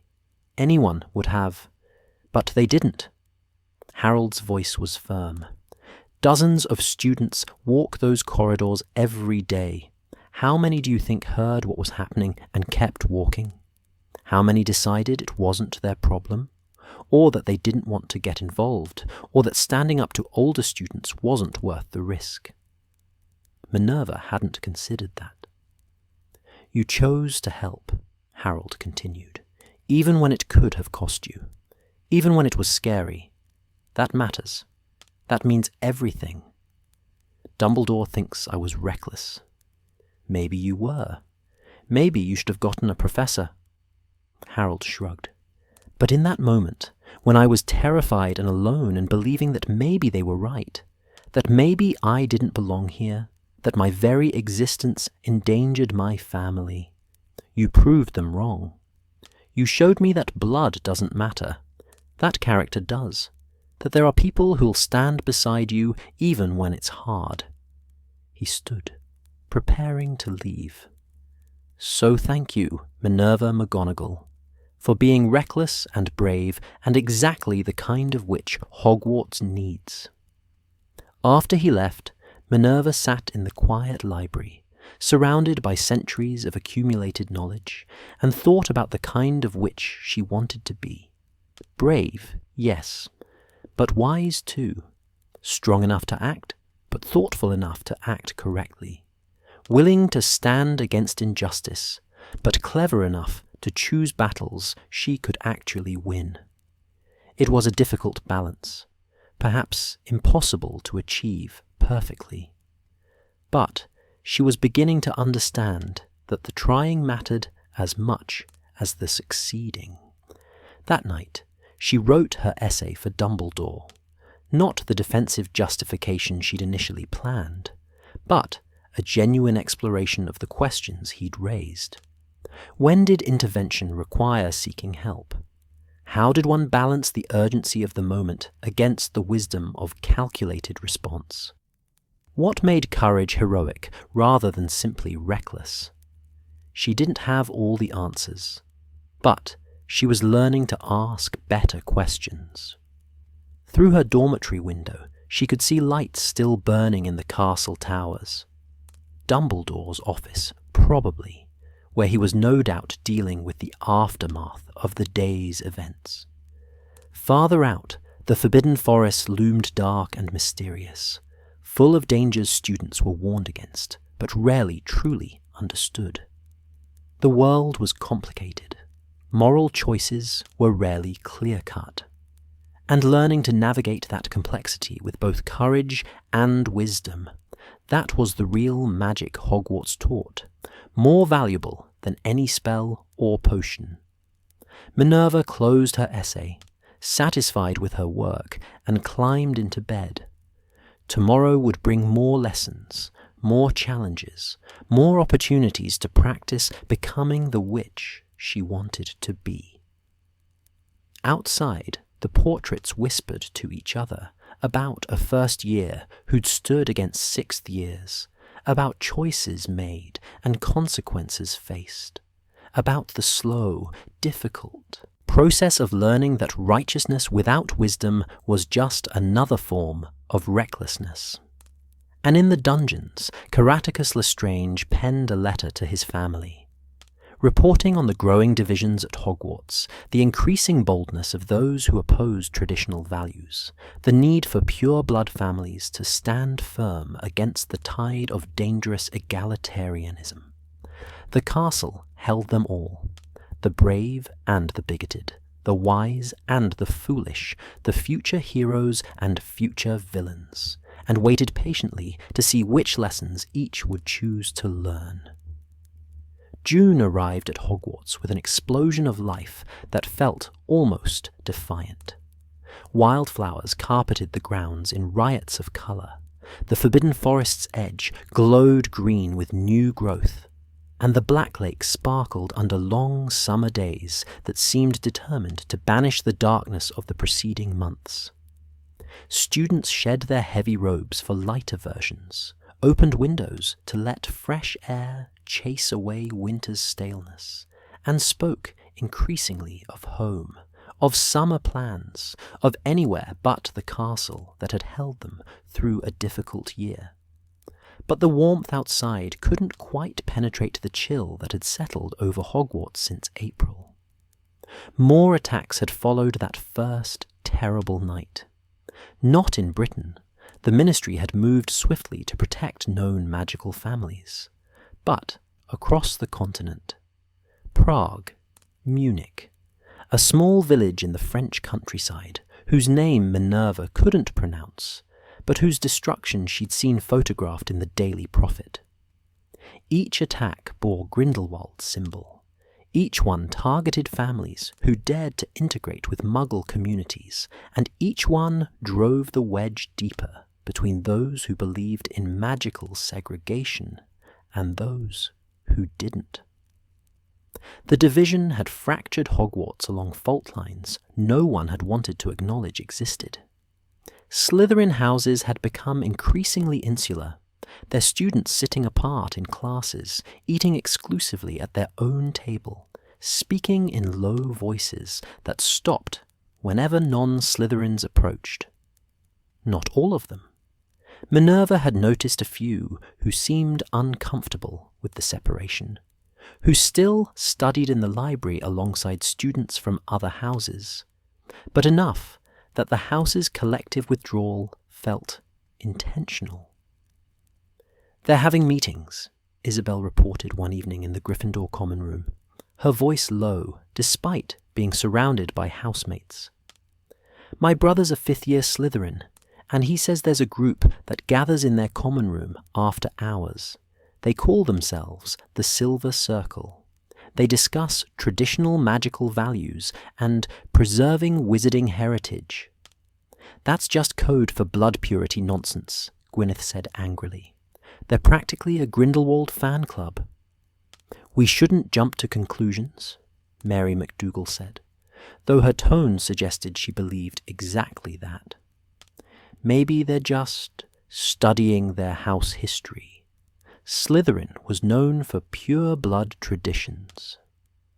"Slytherin was also known for producing dark wizards," Thomas Rosewood pointed out. "And right now, supporting traditional values means supporting exactly what Grindelwald's doing, dividing the magical world into those who belong and those who don't." Minerva listened without contributing. Since the corridor confrontation with Lestrange, she'd become hyper-aware of the political currents running through the school. Every conversation felt weighted with unspoken implications. Every interaction between houses carried the potential for conflict. Dumbledore had been right. Ideas travelled faster than people, and Grindelwald's ideology had thoroughly infiltrated Hogwarts. The first clear sign of how deep the division ran came during a transfiguration lesson in mid-June.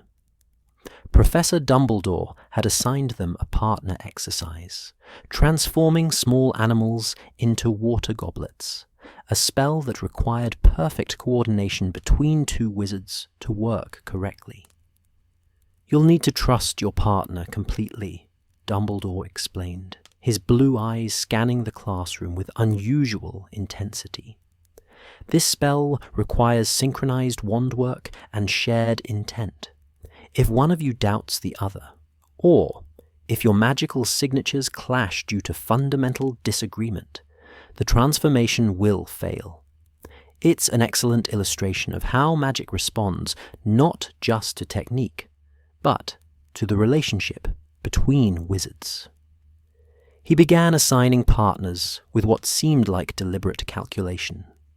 Minerva found herself paired with Harold Baker, a safe choice given their friendship. Around the room, other pairings formed. Gryffindors with Ravenclaws, Hufflepuffs with Gryffindors.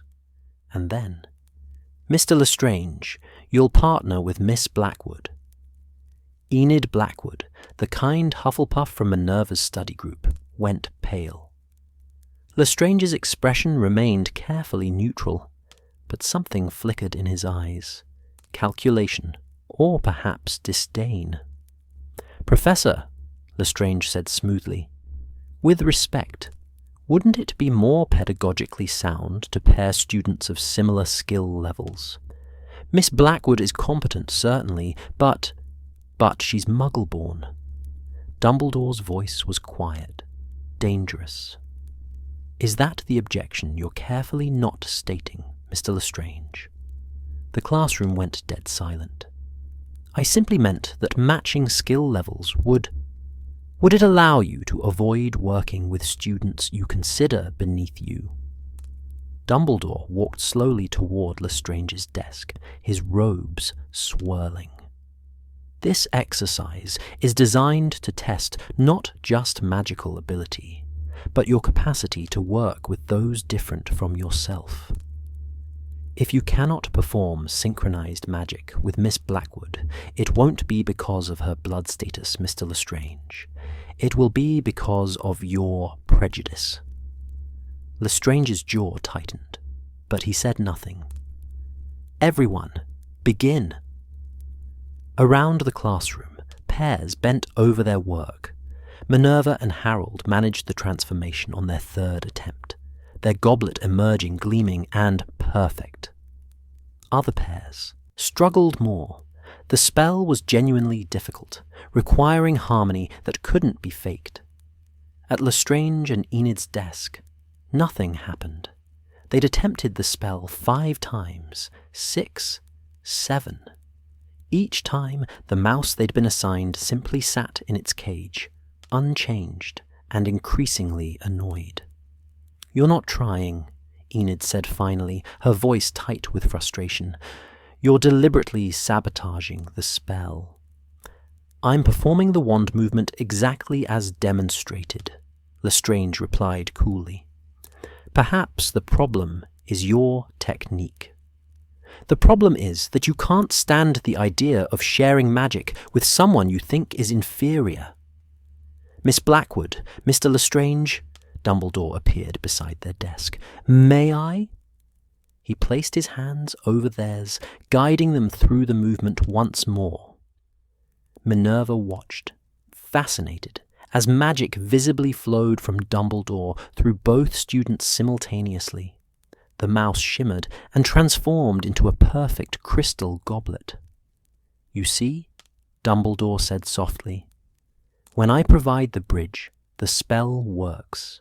Your magical abilities are more than sufficient.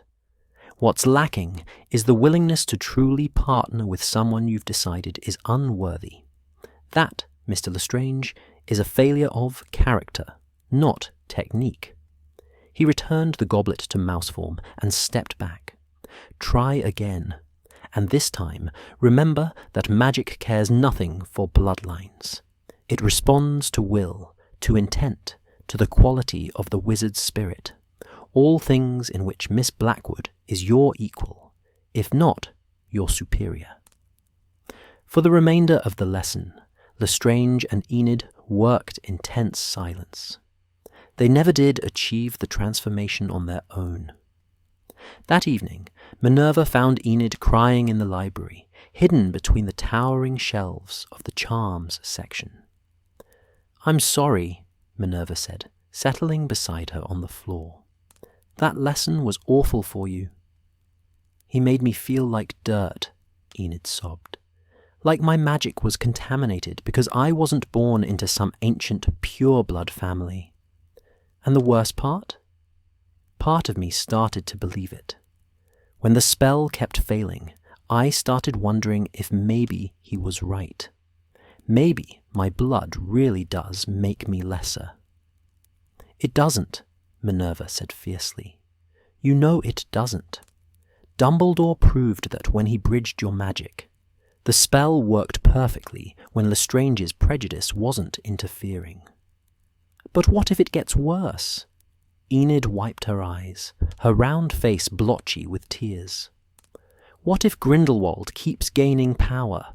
What if these attacks keep happening? What if one day I go home and my parents are—" She couldn't finish the sentence.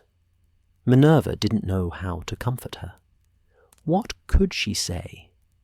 That everything would be fine? The Daily Prophet suggested otherwise. That Grindelwald would be defeated? By whom? And at what cost? "Professor Dumbledore will know what to do," she said finally.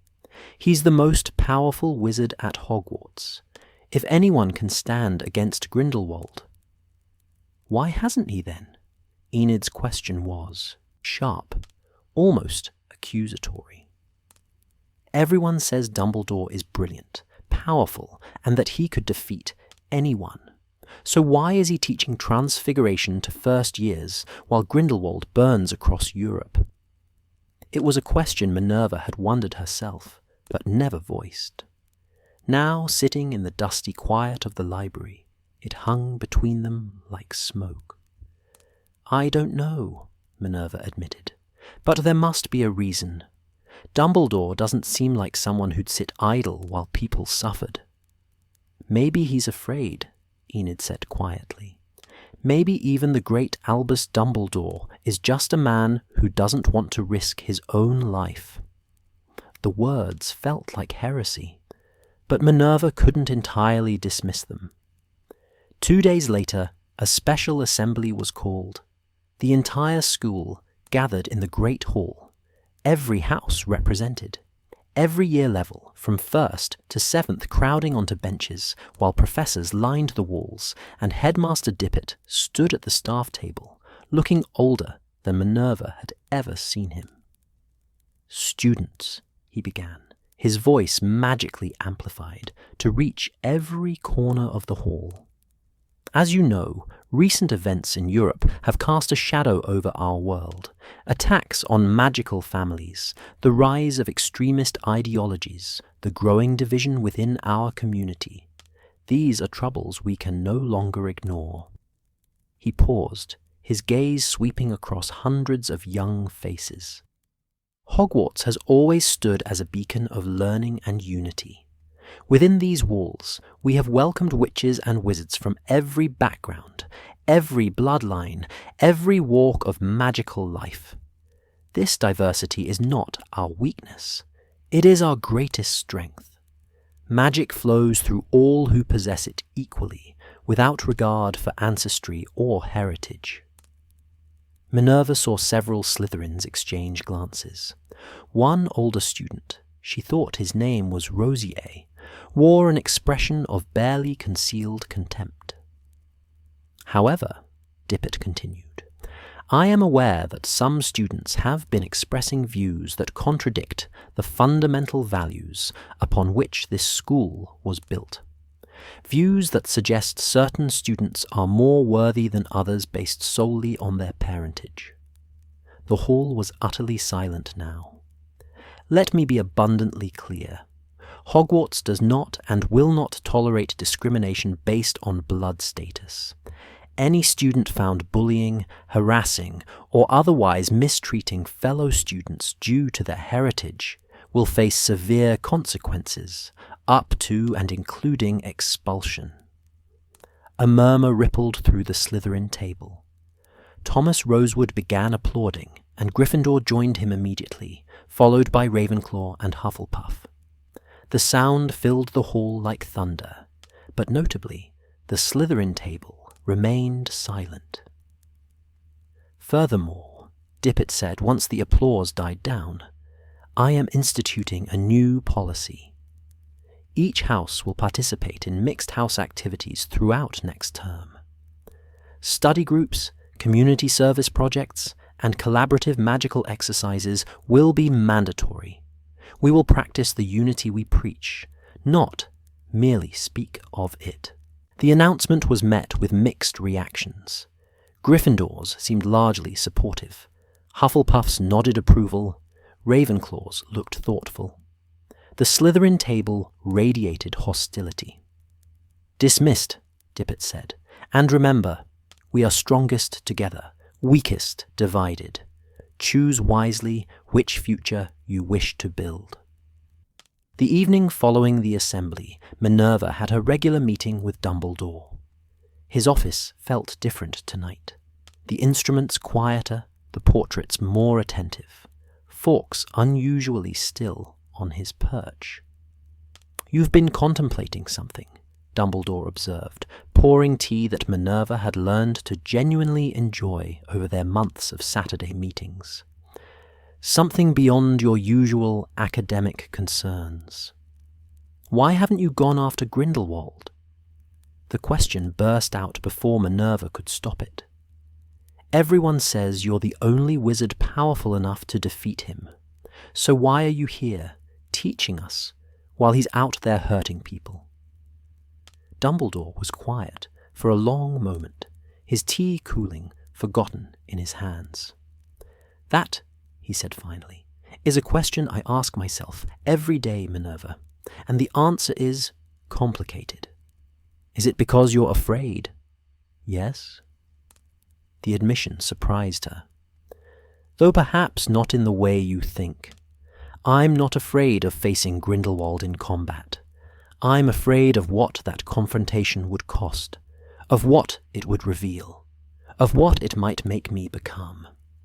He set down his teacup and walked to the window, as he so often did when discussing difficult truths.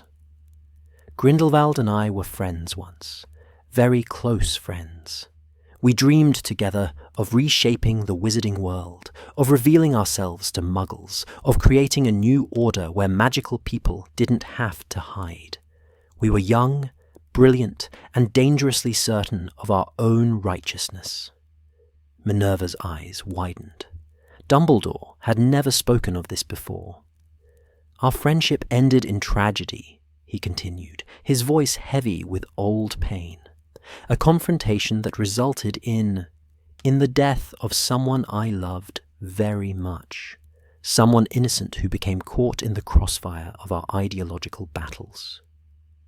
Since that day, I've carried the knowledge that my ambition, my certainty that I knew better than everyone else, cost a life that should have been protected." He turned back to face her, and Minerva saw something raw in his expression. Grief that time hadn't entirely healed. "So when you ask why I don't face Grindelwald, the answer is that I'm terrified of what I might do, of the power I might unleash, of whether, in defeating him, I might become something equally terrible. The line between righteousness and tyranny, Minerva, is far thinner than we'd like to believe." "But people are dying," Minerva said quietly. "Families are being destroyed. If you're the only one who can stop him, then I must find a way to do so without losing myself in the process." Dumbledore returned to his chair, suddenly looking exhausted. "It's the same lesson I've been trying to teach you all year, my dear. Power without wisdom is dangerous. Ability without restraint leads to catastrophe. I have the power to fight Grindelwald. What I'm still searching for is the wisdom to do so correctly." They sat in silence, the weight of adult complications pressing down on Minerva's 11-year-old understanding of the world. "What should we do then?" she asked.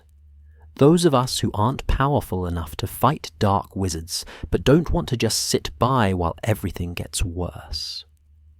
"You do exactly what you've been doing," Dumbledore said, a hint of warmth returning to his voice. "You stand up for your fellow students. You refuse to let prejudice go unchallenged. You build friendships across house lines. You prove through your daily actions that blood doesn't determine worth. These small acts of courage, multiplied across hundreds of students. That's how we truly resist darkness.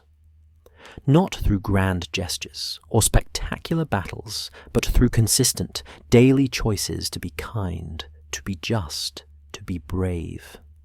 He leaned forward, his blue eyes intense. You are 11 years old, Minerva. The world should not require heroism from children. But if dark times demand it anyway, then be a hero in the ways available to you.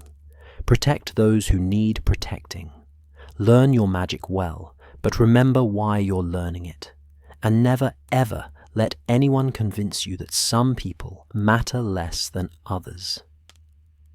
The final weeks of term raced by in a blur of exams and packing, end-of-year celebrations and tearful goodbyes.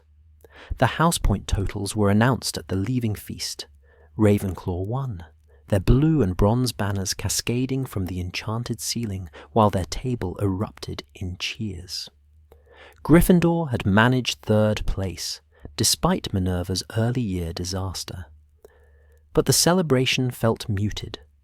Everyone knew what waited beyond Hogwarts' walls, a world growing darker by the day, divisions widening into chasms, the spectre of war creeping closer. During the feast, Minerva noticed Harold Baker sitting with his housemates, smiling, but subdued. His family shop had never fully recovered from the attack. He'd be returning to a damaged home, to parents frightened of the magical world their son belonged to. She also noticed Lestrange at the Slytherin table, surrounded by his Silver Circle friends, their conversations animated and their expressions hard. Whatever they were planning, whatever ideology they were cementing, it would return with them next year, stronger and more entrenched. And she noticed Dumbledore at the staff table, his gaze distant, his usual twinkle absent. A man carrying the weight of a choice he hadn't yet made, whether to remain a teacher safe within Hogwarts walls or to step back into a war he desperately wanted to avoid. The Hogwarts Express departure the next morning was chaotic as always, trunks being loaded, owls hooting indignantly in their cages, parents waiting on platform 934 to reclaim their children. Minerva found her, parents easily, her father's wizard robe standing out among the muggle clothing most families wore, her mother's anxious face scanning the crowd. "Minerva!" Her mother swept her into a fierce hug. "Oh, darling, we've been so worried. The attacks and the news from Europe, and your father keeps saying Hogwarts is the safest place, but it is," Minerva assured her. "Mum, truly, nothing bad happened at school. We were protected the whole time." It wasn't entirely true. Bad things had happened. Bullying, division, the slow poison of ideology seeping into young minds. But her mother didn't need more worries. "Tell us everything about your year," her father said as they made their way through King's Cross Station. "Your letters were wonderful, but I want details. Your transfiguration progress, your friendships, all of it." So Minerva told them, carefully editing the dangerous parts, emphasizing the magical wonder and academic achievement. She told them about Dumbledore's mentorship, about the study group, about mastering spells she'd never imagined possible. She didn't tell them about the Animagus disaster, didn't mention confronting sixth-year bullies, didn't explain how her first year at Hogwarts had taught her that the magical world was just as complicated and troubled as the Muggle one, that prejudice wore robes as easily as suits, that darkness could flourish anywhere people let fear overcome compassion. Those lessons felt too heavy for a train platform conversation. Those truths would wait for quiet moments, for contemplative evenings when she could process everything she'd learned and everything she'd yet to understand. As they drove north toward Scotland, Minerva watched the English countryside roll past the car window and thought about September, about returning to Hogwarts for her second year, about whether the divisions would have deepened or healed, about what news would arrive over summer about Grindelwald's continued rise, about whether Professor Dumbledore would still be there, or whether the weight of the world's expectations would finally force him to leave his teaching post and face the friend-turned-enemy he'd been avoiding. The summer stretched ahead, full of possibility and uncertainty in equal measure. Minerva McGonagall, 11 years old, had survived her first year at Hogwarts. She'd made friends and enemies, learned magic and morality, discovered both her strengths and her dangerous weaknesses. Now came the harder part, taking those lessons and becoming the witch the world might need. Outside the car window, storm clouds gathered on the horizon. Minerva watched them approach and tried not to see them as an omen. The Scottish Highlands in summer were a study in contrasts, wild and serene, ancient and eternally renewing, harsh in their beauty and beautiful in their harshness.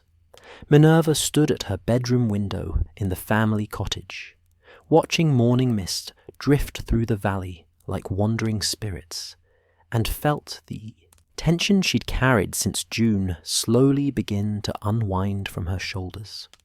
Home. She was home. The cottage itself was modest, a sturdy stone structure that had housed McGonagalls for 3 generations, situated halfway up a hillside with views stretching to distant mountains.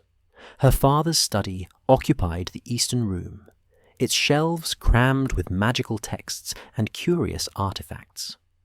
Her mother's garden sprawled behind the house, an organized chaos of herbs and vegetables, magical and mundane, growing side by side in defiance of horticultural logic. It was here, in this liminal space between the magical and muggle worlds, that Minerva had grown up. And it was here she'd have to reconcile the girl who'd left for Hogwarts last September with the one who'd returned this June. "Breakfast!" her mother called from downstairs, her voice carrying the practiced authority of someone who'd spent years coaxing a distracted wizard and his equally distracted daughter to the table.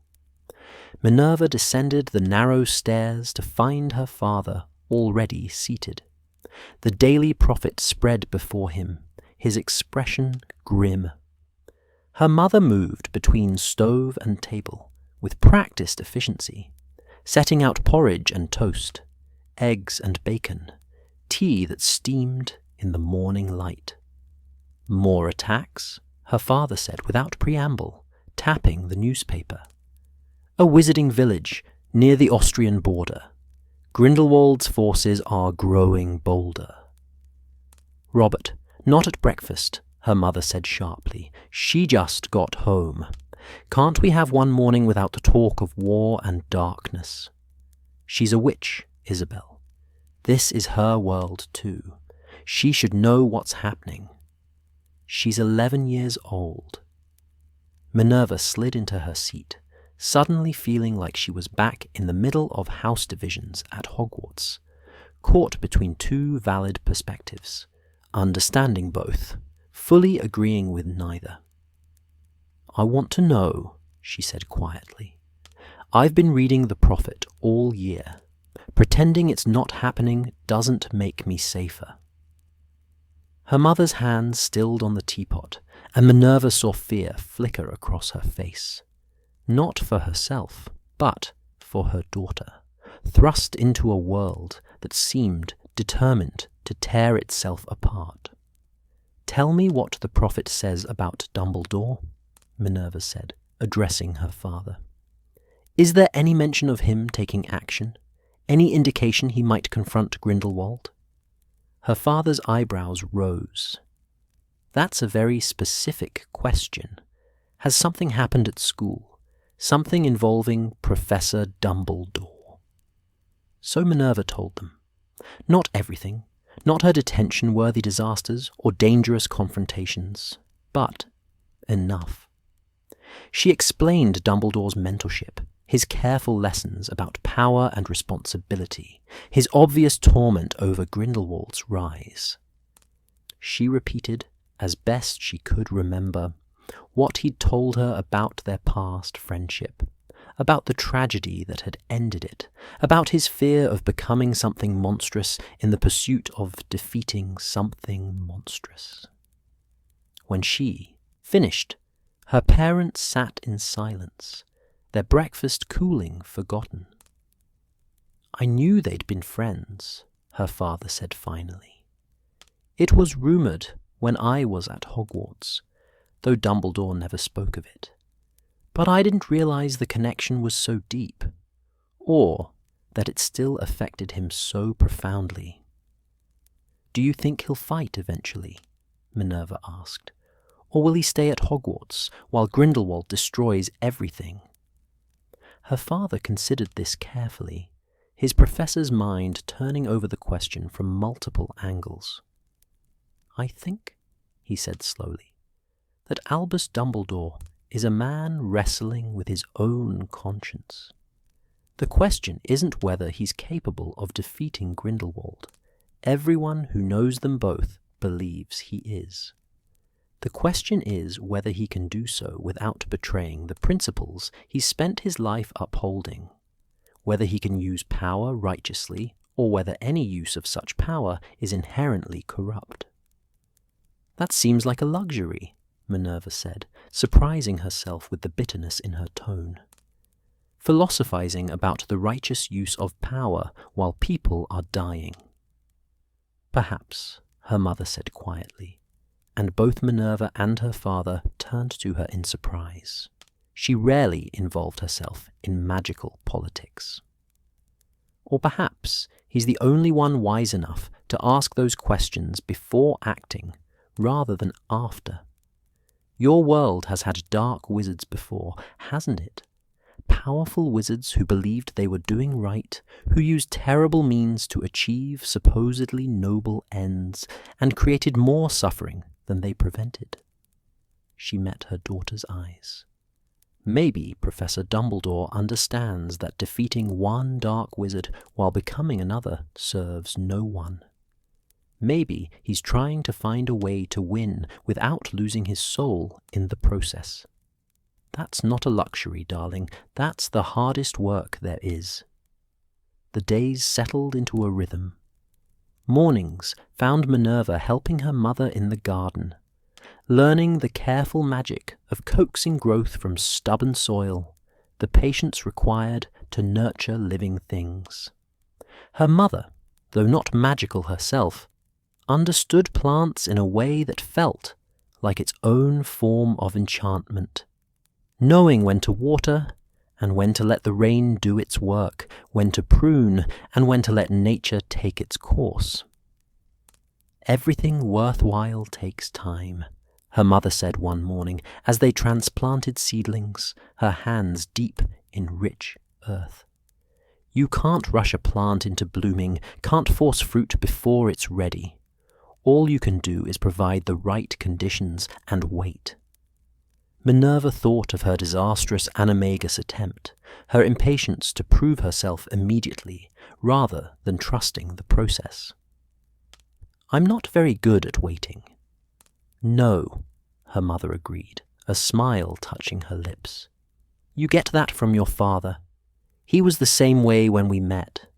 Brilliant and ambitious, and absolutely certain he could master anything through sheer determination. It took him years to learn that some things can't be conquered, only cultivated." "Like what?" "Like relationships, like wisdom, like the kind of person you want to become." Her mother sat back on her heels, wiping dirt from her hands. "You can force yourself to learn facts, to memorize spells, to achieve academic excellence through endless study. But character, integrity, those develop slowly, through daily choices, through failures and recoveries, through the accumulated weight of thousands of small decisions about who you want to be. They worked in companionable silence, the summer sun warm on their backs, birds singing in the nearby trees. Minerva felt something tight in her chest begin to loosen, the desperate need to prove herself, to achieve, to be the best. Here, in the garden, covered in dirt and accomplishing nothing more significant than moving plants from one pot to another, she felt paradoxically more herself than she had all year at Hogwarts. Afternoons belonged to her father's study, where magical theory filled the hours with complexity and wonder. He'd been delighted to discover her transfiguration aptitude, and threw himself into supplementing her education with the enthusiasm of a born teacher. Dumbledore's right to emphasize ethics alongside technique, he said one rainy afternoon, surrounded by books on advanced transfiguration. Magic responds to intent as much as knowledge. A spell cast with malice produces different results than the same spell cast with compassion, even if the words and wand movements are identical. He demonstrated with a simple, colour-changing charm, casting it first while thinking angry thoughts, then while cultivating peaceful ones. The first attempt produced a harsh, almost violent red. The second yielded a gentle rose pink. This is why Grindelwald's magic, powerful as it is, will ultimately corrupt him, her father continued. He's using it to dominate, to control, to impose his will on others. That kind of magic demands more and more of the caster, more power, more control, more victims. It's a spiral that ends only in madness or death. But Dumbledore has the same power, Minerva pointed out. The same ability. What makes him different? Choice, her father said simply. Dumbledore chooses restraint, chooses to question rather than assume, chooses to teach rather than rule. Power itself is neutral. It's the wizard wielding it who determines whether it becomes a tool for creation or destruction. He pulled a worn book from his shelf, its leather cover cracked with age. This was my grandfather's. He was an animagus, took the form of a peregrine falcon. The transformation took him 7 years to master, from first attempt to successful completion. 7 years of patient practice, of studying himself, of understanding what it meant to be both human and falcon simultaneously. Minerva took the book reverently, opening it to find detailed notes in spidery handwriting, documenting every stage of the process. I want you to have this, her father said, not to attempt the transformation. You're far too young, and you've already learned that lesson the hard way. But to understand that some magic can't be rushed, that the most profound transformations, magical and personal, require time and patience and a willingness to fail repeatedly before succeeding. Dumbledore offered to guide me through it eventually, Minerva admitted. When I'm older, when I'm ready. Then you have something to work toward, a goal that will take years to achieve, and all those years to grow into the kind of witch who's worthy of achieving it. Her father's expression was warm, proud. I can't think of a better motivation for continuing to learn and develop. The letters began arriving in mid-July, first from Poppy Pomfrey, her looping handwriting filling pages with cheerful updates about her summer in Yorkshire, helping her parents with their dental practice, reading medical texts, missing Hogwarts already. Then, from Bartholomew Abbott, a brief note mentioning his family's trip to Egypt and his excitement about studying ancient magical techniques. Mary McDougall wrote about her bookshop job in Edinburgh, surrounded by texts both magical and muggle, and then, unexpectedly, a letter from Harold Baker. Dear Minerva, I wanted to write and tell you thank you again for what you did. I know I said it before, but I don't think you understand how much it meant.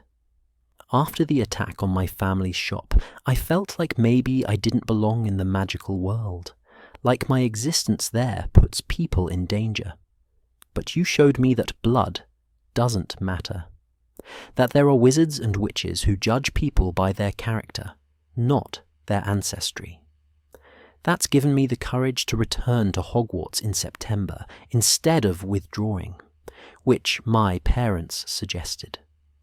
My mum asked me to thank her especially. She said anyone who'd stand up to older students to protect someone smaller deserves recognition.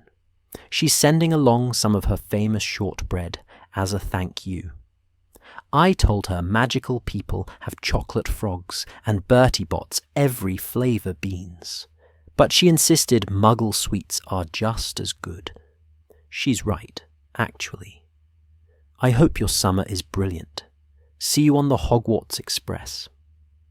Harold Minerva stared at the letter for a long time, something warm and complicated blooming in her chest. She'd acted on instinct that day in the corridor, driven by anger at injustice rather than any calculated heroism. But to Harold, that moment had meant everything, had given him the courage to continue his magical education despite the danger, despite the prejudice, despite his parents' understandable fear. Her small act of courage had mattered, had changed someone's life in a meaningful way. The realization was humbling and empowering in equal measure. August brought a letter from Hogwarts, her book list for second year, along with a note from Professor Dumbledore. Dear Miss McGonagall, I trust your summer has been restorative, and that you've had time to reflect on the lessons of your first year. I'm pleased to inform you that your academic performance was exemplary. Top marks in Transfiguration, Charms, and Herbology, and respectable scores in your other subjects. More importantly, you demonstrated significant growth in judgment and character throughout the year. The witch who left Hogwarts in June is notably wiser than the girl who arrived in September, and I have every confidence that trajectory will continue. I would like to invite you to continue our Saturday meetings next year, if you're amenable. Not as detention, but as advanced instruction in Transfiguration theory and practice. You have genuine talent in this field, and I believe focused mentorship could help you develop it responsibly. We will also begin preliminary work on the animagus transformation. Not the practical application yet, but the theoretical foundation and self-knowledge required before even attempting the process. If you maintain your current academic trajectory and continue to demonstrate mature judgment, we might consider the actual transformation attempt in your 4th or 5th year. Enjoy the remainder of your summer. The world grows darker, but within Hogwarts walls, we will continue to kindle the light. Yours in magic and mentorship, Albus Dumbledore Minerva read the letter 3 times, her heart soaring. Advanced instruction, animagus preparation, Dumbledore's explicit confidence in her development. Good news? Her mother asked, looking up from her knitting. The best, Minerva said, and explained. Her father beamed with pride. Private instruction from Albus Dumbledore. Do you understand how rare that is? How significant? He must see extraordinary potential in you, Minerva. He sees someone who made terrible mistakes and learned from them, Minerva corrected. That's different from natural potential. No, her father said thoughtfully. That's better. Natural potential is common. There are dozens of talented students at Hogwarts. The ability to learn from mistakes, to grow from failures, to become wiser rather than bitter from hardship. That's exceptional. That's what makes a truly great witch. The final weeks of summer passed in a golden haze. Minerva practiced her spell work in the meadow behind the cottage, her wand movements growing more precise, her incantations more confident. She read her grandfather's animagus journal cover to cover, absorbing not just the technical details, but the philosophy underlying the transformation. The idea that becoming an animal required understanding oneself so completely that the external form simply reflected internal truth. She wrote letters to her friends, maintaining the connections she'd built during the school year. She helped her mother prepare preserves from the garden's abundance. She sat with her father in his study, discussing magical theory until long past bedtime. And she thought about the kind of witch she wanted to become. Not the most powerful. That path led to Grindelwald's megalomania, to the corruption Dumbledore feared in himself. Not the most celebrated.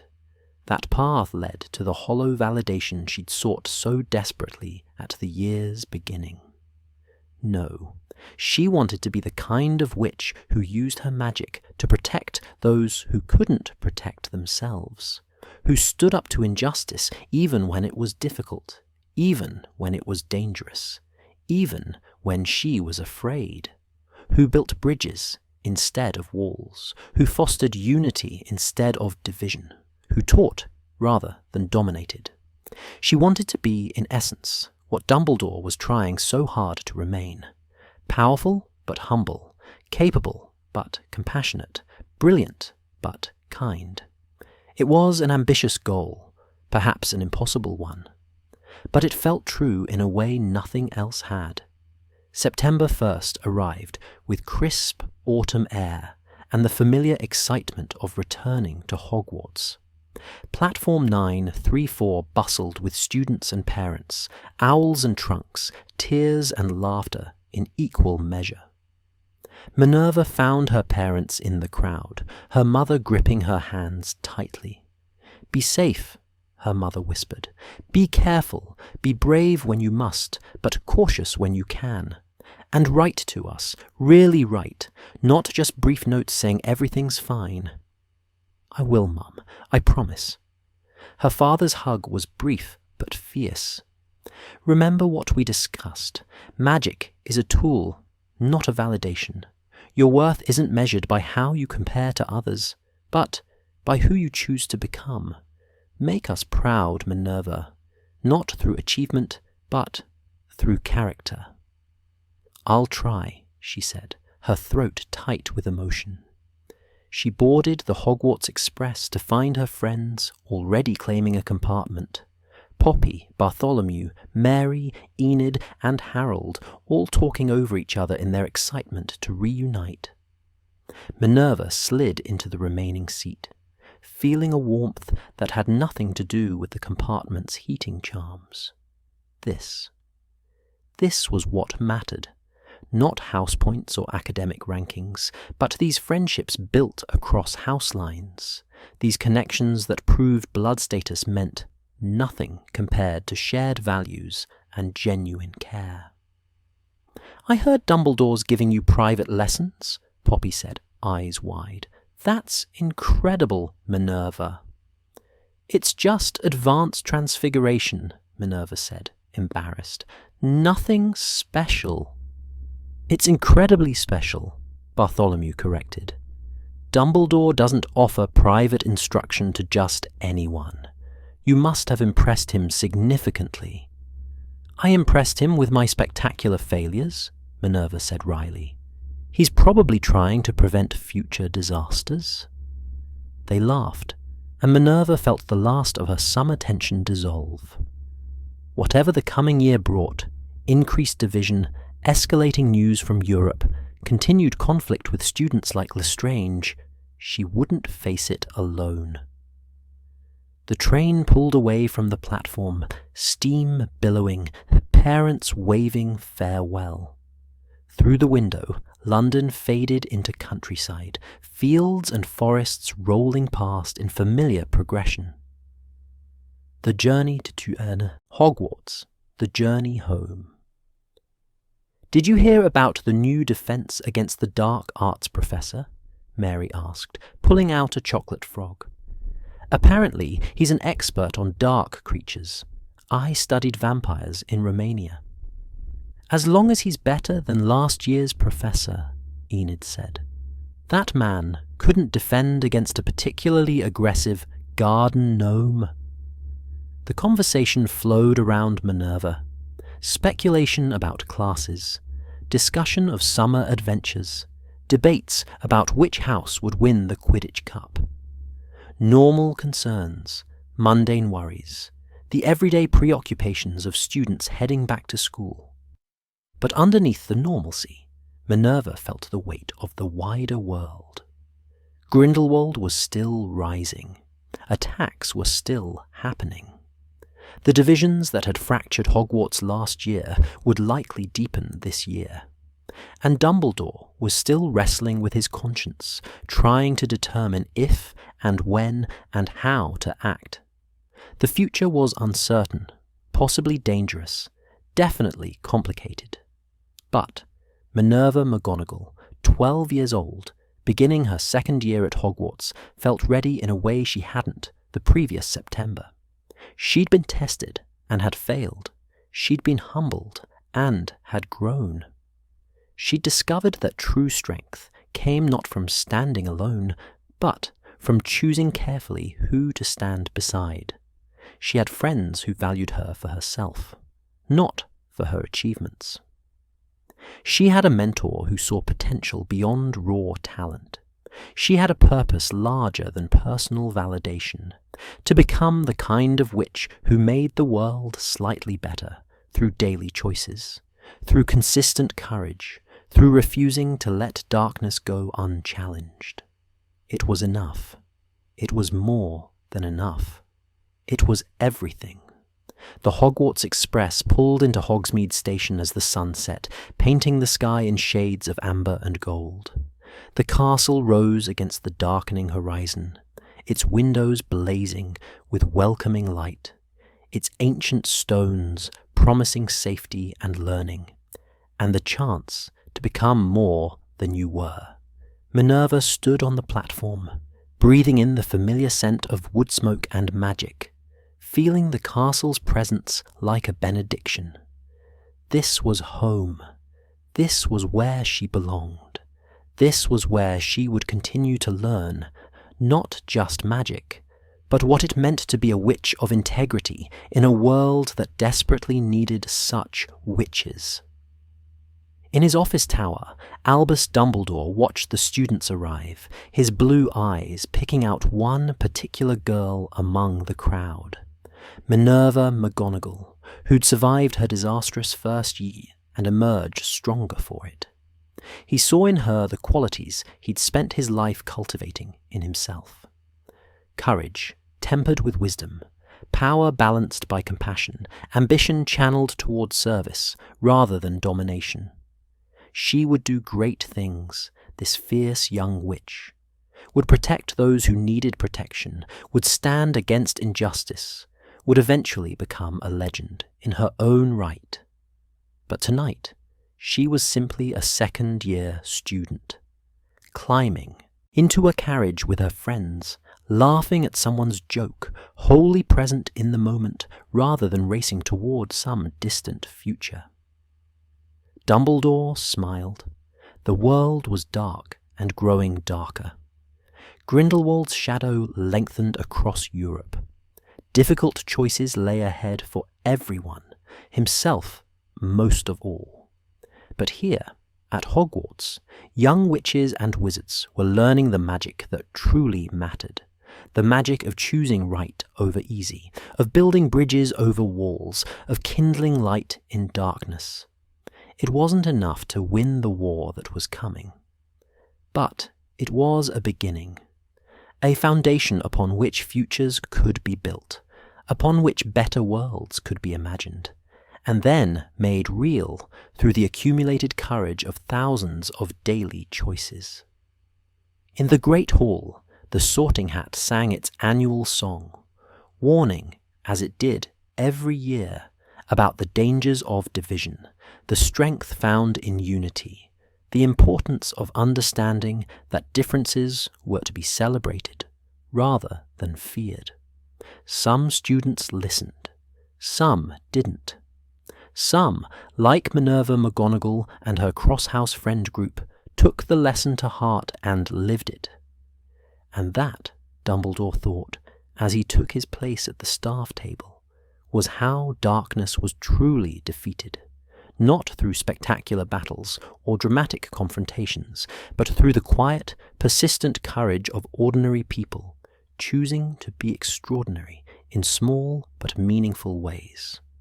The feast began. Magic filled the air. Floating candles, an enchanted ceiling appear in food and vanishing plates, laughter and conversation, and the eternal promise of new beginnings. Minerva sat with her Gryffindor housemates, relationships fully healed now, her 100-point disaster forgiven if not forgotten, and felt profoundly grateful. For this place, for these people, for the chance to become someone worthy of the gifts she'd been given. The Sorting Hat's voice echoed in her memory. Your heart has already decided. Yes, she thought, it had, and it would continue to decide day after day, choice after choice, to be brave and kind and fiercely protective of those who couldn't protect themselves. That was the witch she would become. That was the magic that truly mattered.